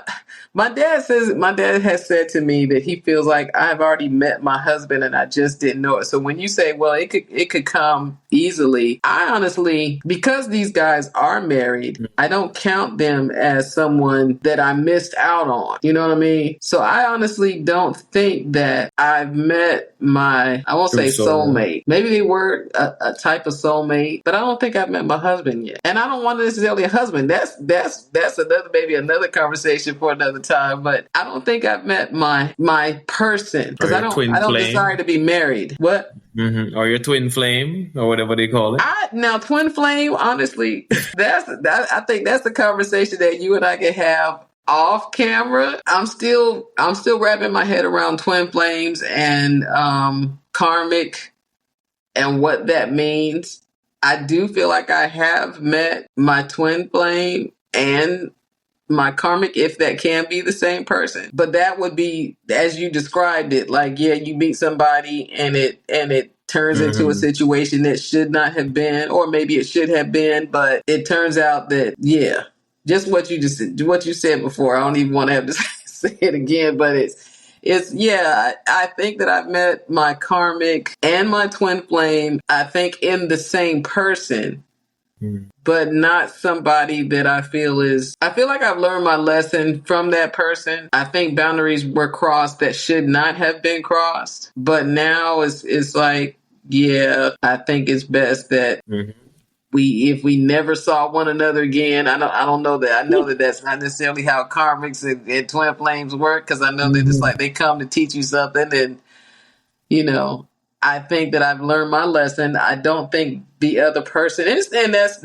maybe not for me to say, but based on actions, I don't think the other person has learned their lesson yet. I mean, everybody learn at their own pace, so yeah. Well, that's what I mean. I mean, just as things have manifested. As they are manifesting and as they have to date. No, but I think that I got what I needed to get from that relationship. And instead of repeating the pattern, yeah. But I don't think I've met my person that, like you said, when it comes, and when you know. I don't think I've met that person yet. I just hope that I don't miss him. There's no missing. Well, I mean, I'm saying when I say missing, like if I'm so focused, as I said, if I'm in here and I'm always in my apartment and I'm always at work, or I'm always, somewhere, but I'm isolated. Right. That's what I mean by, okay, so if I was, and I know what you mean, like if I'm supposed to meet him tomorrow, then I'll meet him tomorrow. If I'm supposed to meet him. Now there's somebody that I met, but I don't even really think it was that. It was just this guy kind of casually put his number in my phone, but it didn't feel like, I never called the number because it was, to me, it wasn't if it happens, maybe that was the person. I don't think in all possibilities, maybe he could be the one, but my energy was like, no, I think this is just, for me, it just felt like this is something to do. And I don't want it to be this is just something to do. It wasn't, not that it was a bad interaction. It was just no effort. Does that make sense? I mean, I guess without knowing the situation, we could talk. I don't want to go into but it just, it was just like an interaction that I had with somebody. And as I was leaving the interaction, it was like, hey, come here. Let me see your phone. What you want? Okay, here. Okay. All right. Okay, well, I'll see you later. No incentive for me. You know, I'm not even one of those, oh, I wonder what he's doing. It's something that I thought about, but I'm like, is it just me? Is it just me being comfortable being single, being comfortable being by myself, being comfortable in my own bubble, that as much as I say I want to be in a relationship, am I really willing to put the work in? You know what I mean? Like when you say it comes, but it still could be work though. There is work. The work is yourself. What you mean? I mean, I always I'm say perfect. What you mean? I'm perfect. Ain't nothing wrong with me. once you be you and you work on self, I mean, everybody is different. But for me, I know what it is. It's just Okay. gonna happen. It gonna happen. You being real clandestine, Migoy. I'm gonna ask it this way. Even though it's work, even though you're working on yourselves, and when it comes, you'll know it. But everyone it knows what they're attracted to. And I'm not talking physically, but I'm saying when it comes to the type of person, do you think you would fit? And I guess I am asking the question again. And since we had this much context in between, do you feel as though you would be attracted to someone whose personality is similar to yours? Like my dad, I'll say this while you're thinking about it. My dad said to me, the last time I love talking to my dad. We talk about relationships all the time. But we're outside one day, right the day that I was leaving or the day before, and he said, just matter of factly, he goes, "You need somebody that's like you." And that's all he said at first. And I said, "What do you mean?" I said, "No." I said, I don't think I would want somebody that's like me." I said, "Because we wouldn't get really anything done, right?"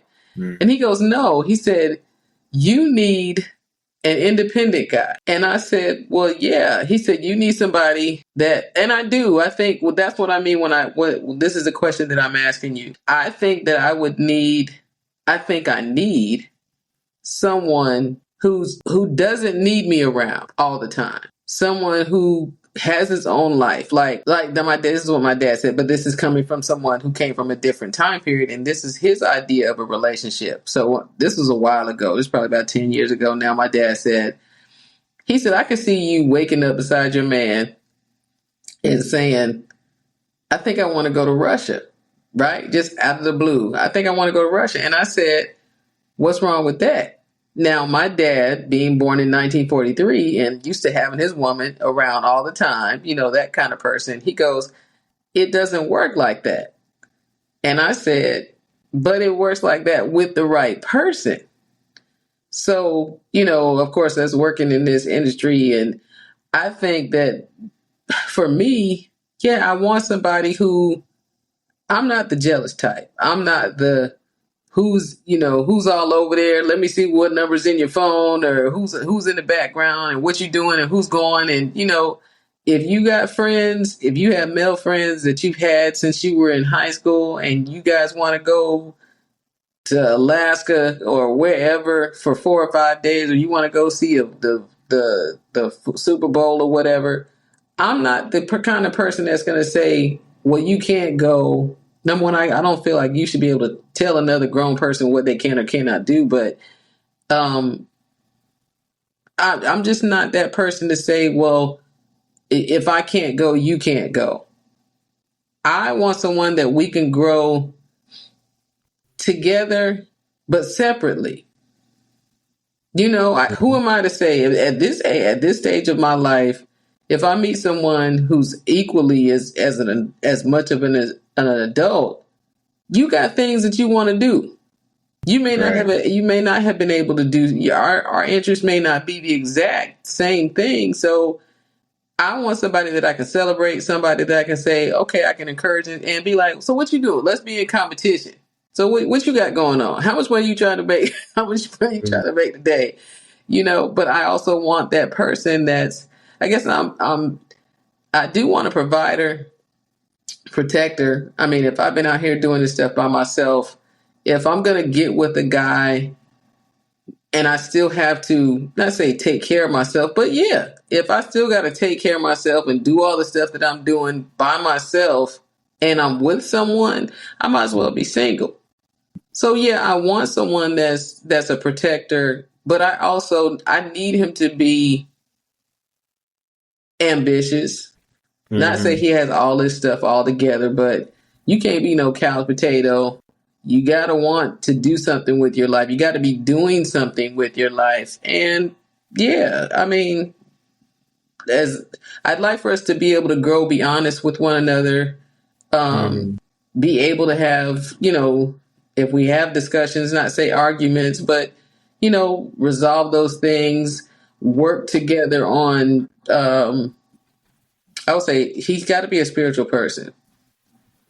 Definitely got to be a spiritual person. I want somebody that we can, pray together and just things like that. So if I say that I don't think that I've met that person yet, I don't think that I have, but I also wonder, am I doing what I'm supposed to be doing to be found? You know what I mean?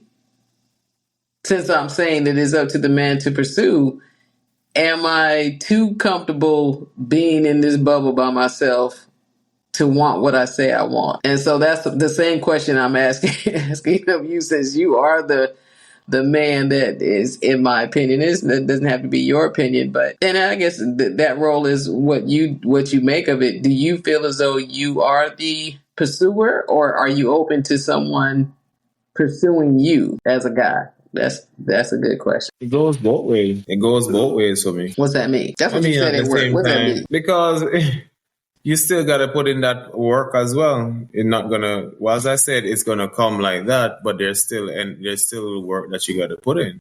But the work that you put in is not as hard as those that were never meant to be. It's just if like it's a meant to be, it'll flow easily. That's what you're saying. It flows, right? But so are you open? I'm always open. What do you mean if I'm open? But I know what is the mean. Don't be trying to act like you listen.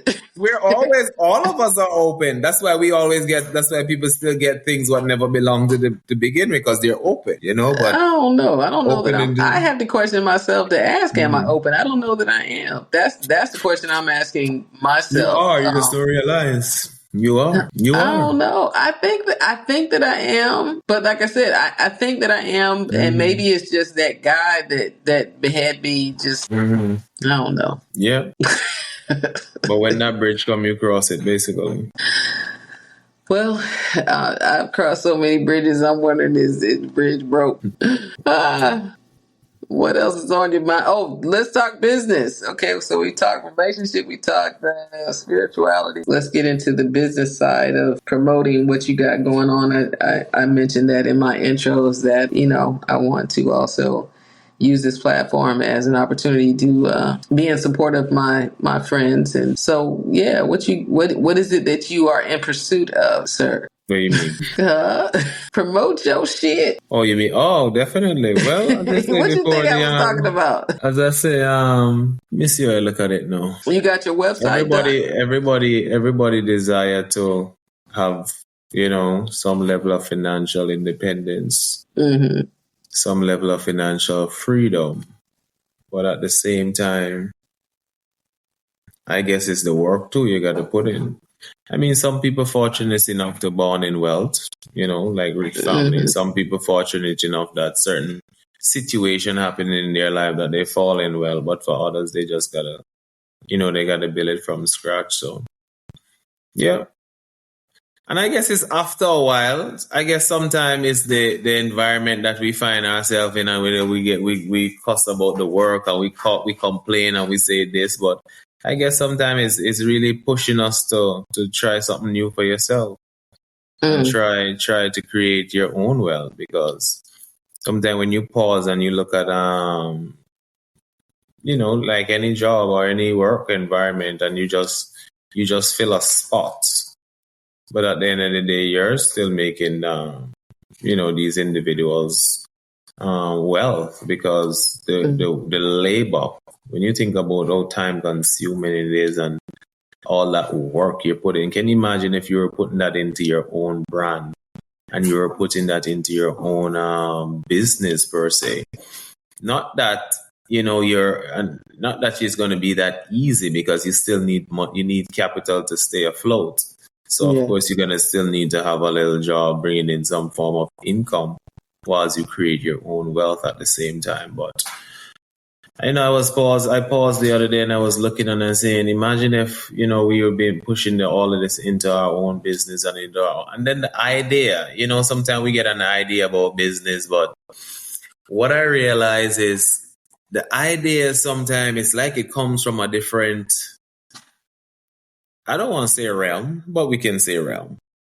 It comes from a different realm. And at the same time, you'll pursue some of the ideas and,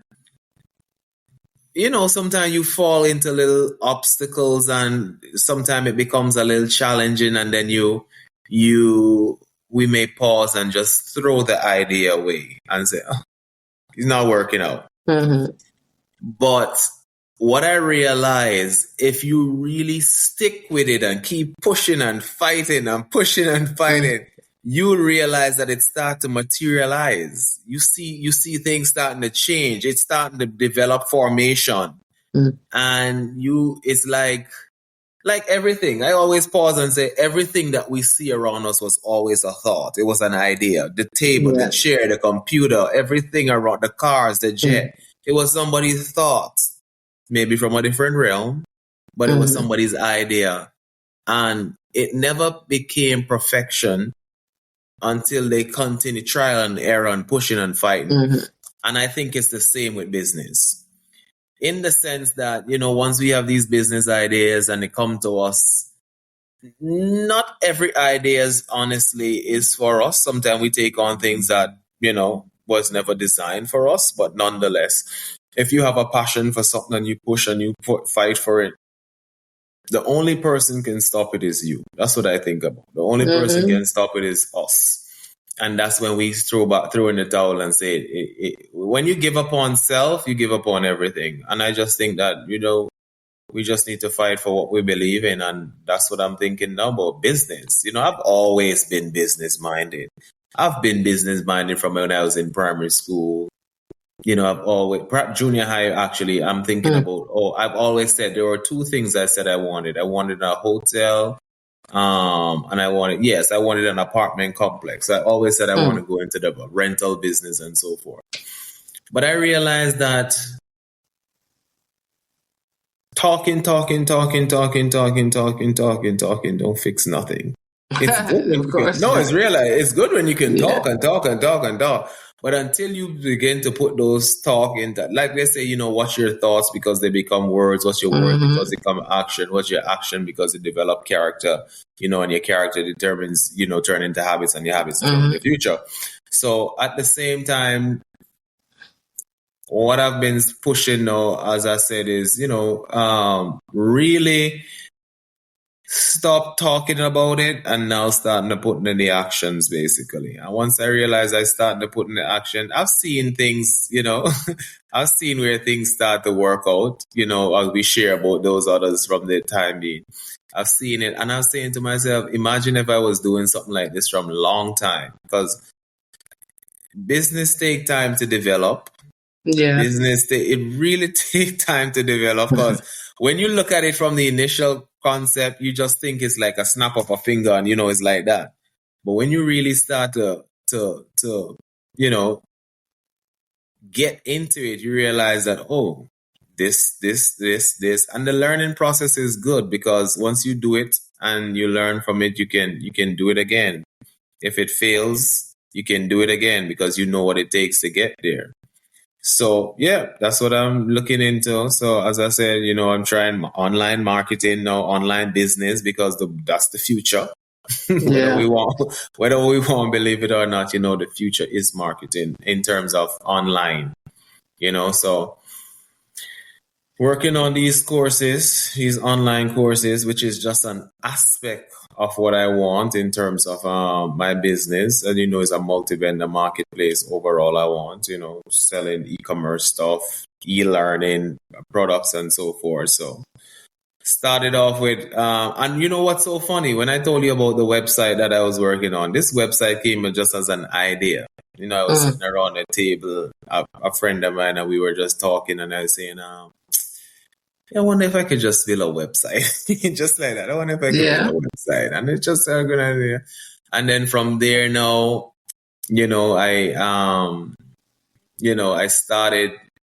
I reached out to one person, but apparently they didn't get the vision. They didn't get the concept, because sometimes when the idea is in your head, it's hard for people to get it, Yeah. And then from that now,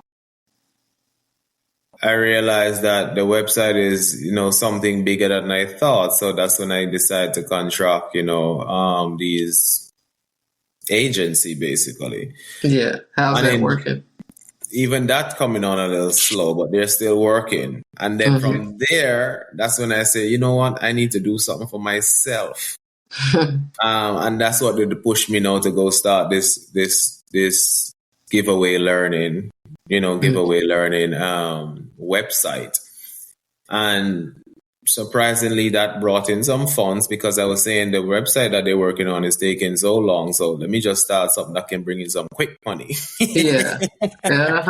Some quick funds, because I needed something. I was like, I need this to bring in this. And then, that's what pushed me to start. And then I like the effort, because I get to learn about, from back end, front end, developing these what do you call them now? Developing these website for self. So I like that. Sometimes when we try for ourselves, then we learn, and I like that concept, and that's good. So giveaway learning, it's coming on good. As it is now, I have a few people on board in terms of schools. I'm still reaching out in terms of my affiliates, trying to get as much affiliates to come on board as possible. Because affiliate marketing is a big thing, especially when you're doing online business. So how do you, if I wanted to buy a course, how do I buy a course? You say your website is up right now, or? Oh yeah. Okay. So just head on over to giveawaylearning.com. Giveawaylearning.com. Yeah. You can get the courses for $29.99, quite affordable, And then at the same time, these courses your certificates are issued through. We'd have two institutions on board now. We have FIB Academy, which is the certifying body, and we have Western Hospitality Institute. And as you know, it's over 139 courses, basically 139 courses.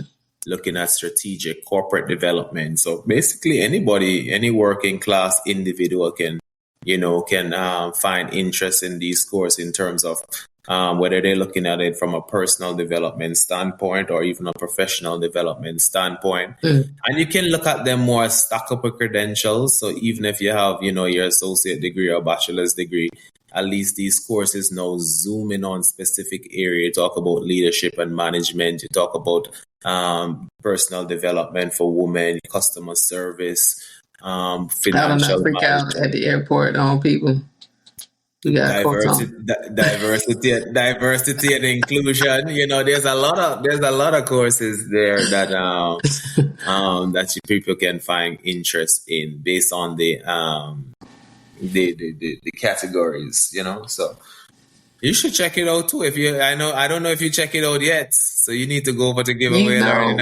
You need to check it out. With the course that I had been working on, I think I use my AI. Have you started using your AI? You needed your chat GBT. I use mine a lot.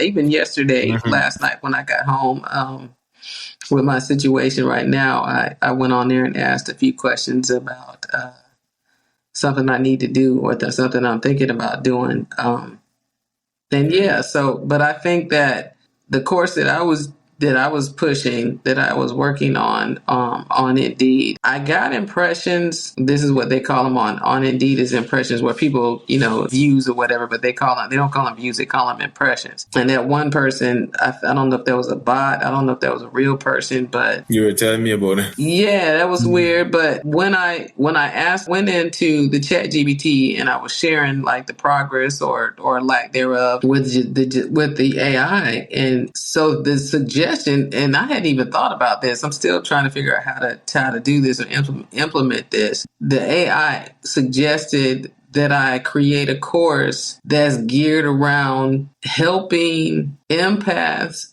HSPs, and introverted people become a brand online. Specifically, not just any and everybody, but I hadn't delved into it yet because I'm still trying to do this and work on some other stuff. I'm trying not to be spread so thin, because this is, doing the podcast, trying to commit to, or not trying to, but committing to doing the podcast once a week consistently, because last week I missed last week and I uploaded it on Tuesday. So I was 2 days late. Mm-hmm.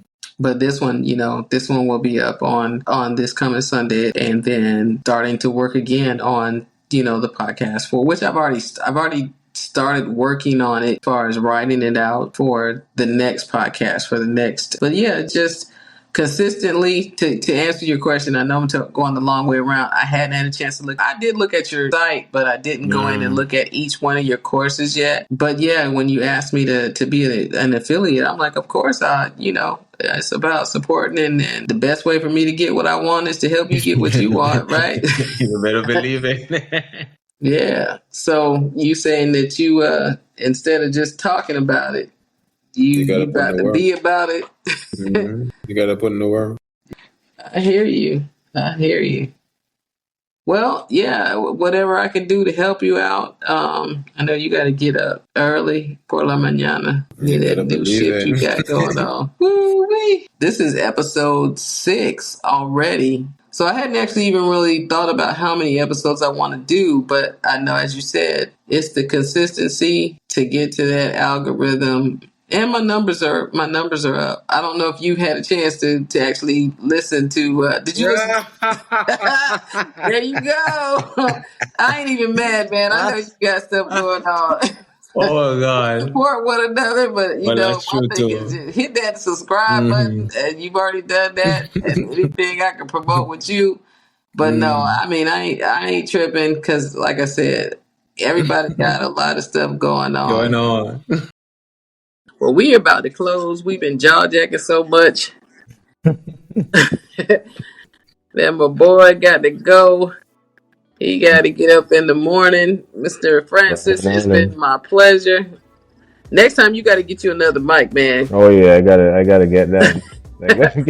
I don't know. I just thought this laptop would have been blazing. I don't know. Yeah, I think the quality should be okay. I'm gonna check it. I'm gonna check it in the morning when I get up and start remixing it. I got Audacity, so I think I can enhance the audio. Okay. Yeah. Well, it was a pleasure talking to you too, and as I say, I look forward for more of these sessions. Once per week would be good. Yeah. Well, maybe I'll do a different. I actually have a metaphysical. I have Ray the Alchemista. So I think I'd rather do some of those on my metaphysical spiritual page, on a different note. This will be just really more geared toward sensitivity and empaths and whatnot. But we can get into some spiritual other side crystals and metaphysical. That'll be the other side. That'll work. I got you. All right. Sounds good. Sound like a plan. Sound good. All right. Take care. All right. Now we'll get together. Call me tomorrow. Yeah, man. Take care. Right. You too. Bye. Good night. Thank you guys for listening today to my episode of my podcast, Ray the Quirky HSP podcast, that is. Please leave a like, subscribe to my channel if you haven't already. It doesn't cost you a thing, but it helps me out if you just press that button, and you can get subscribed and get notifications when I'm going to upload a video, upload audio. Just doing a little different things here before the end of the year. But I also want to give a special shout out to my boy Migoy for coming on to my podcast and being your true authentic self. Migoy's got a list of titles of courses, 139 courses he has on his website. It's giveawaylearning.com, and the courses are only $29.99. Use the keyword quirky to get $5 off each course until the end of the year. That's my commission as an affiliate. I'm going to give half of my commission back to you guys to get a discount so that you can get your learning on. So again, go to giveawaylearning.com. That's his website. And just check and see if there's any type of certification that you'd like to get. These courses, he's got 139 titles to choose from. And again, they're only $29.99. Until the end of the year, you get a $5 off each course if you use the keyword quirky. So I just want to thank you again for tuning in to my channel. Next week, I'm not sure what we're talking about, but if you pay attention to my subscription and get notified, you'll be ahead of the game. I thank you for your time. Peace.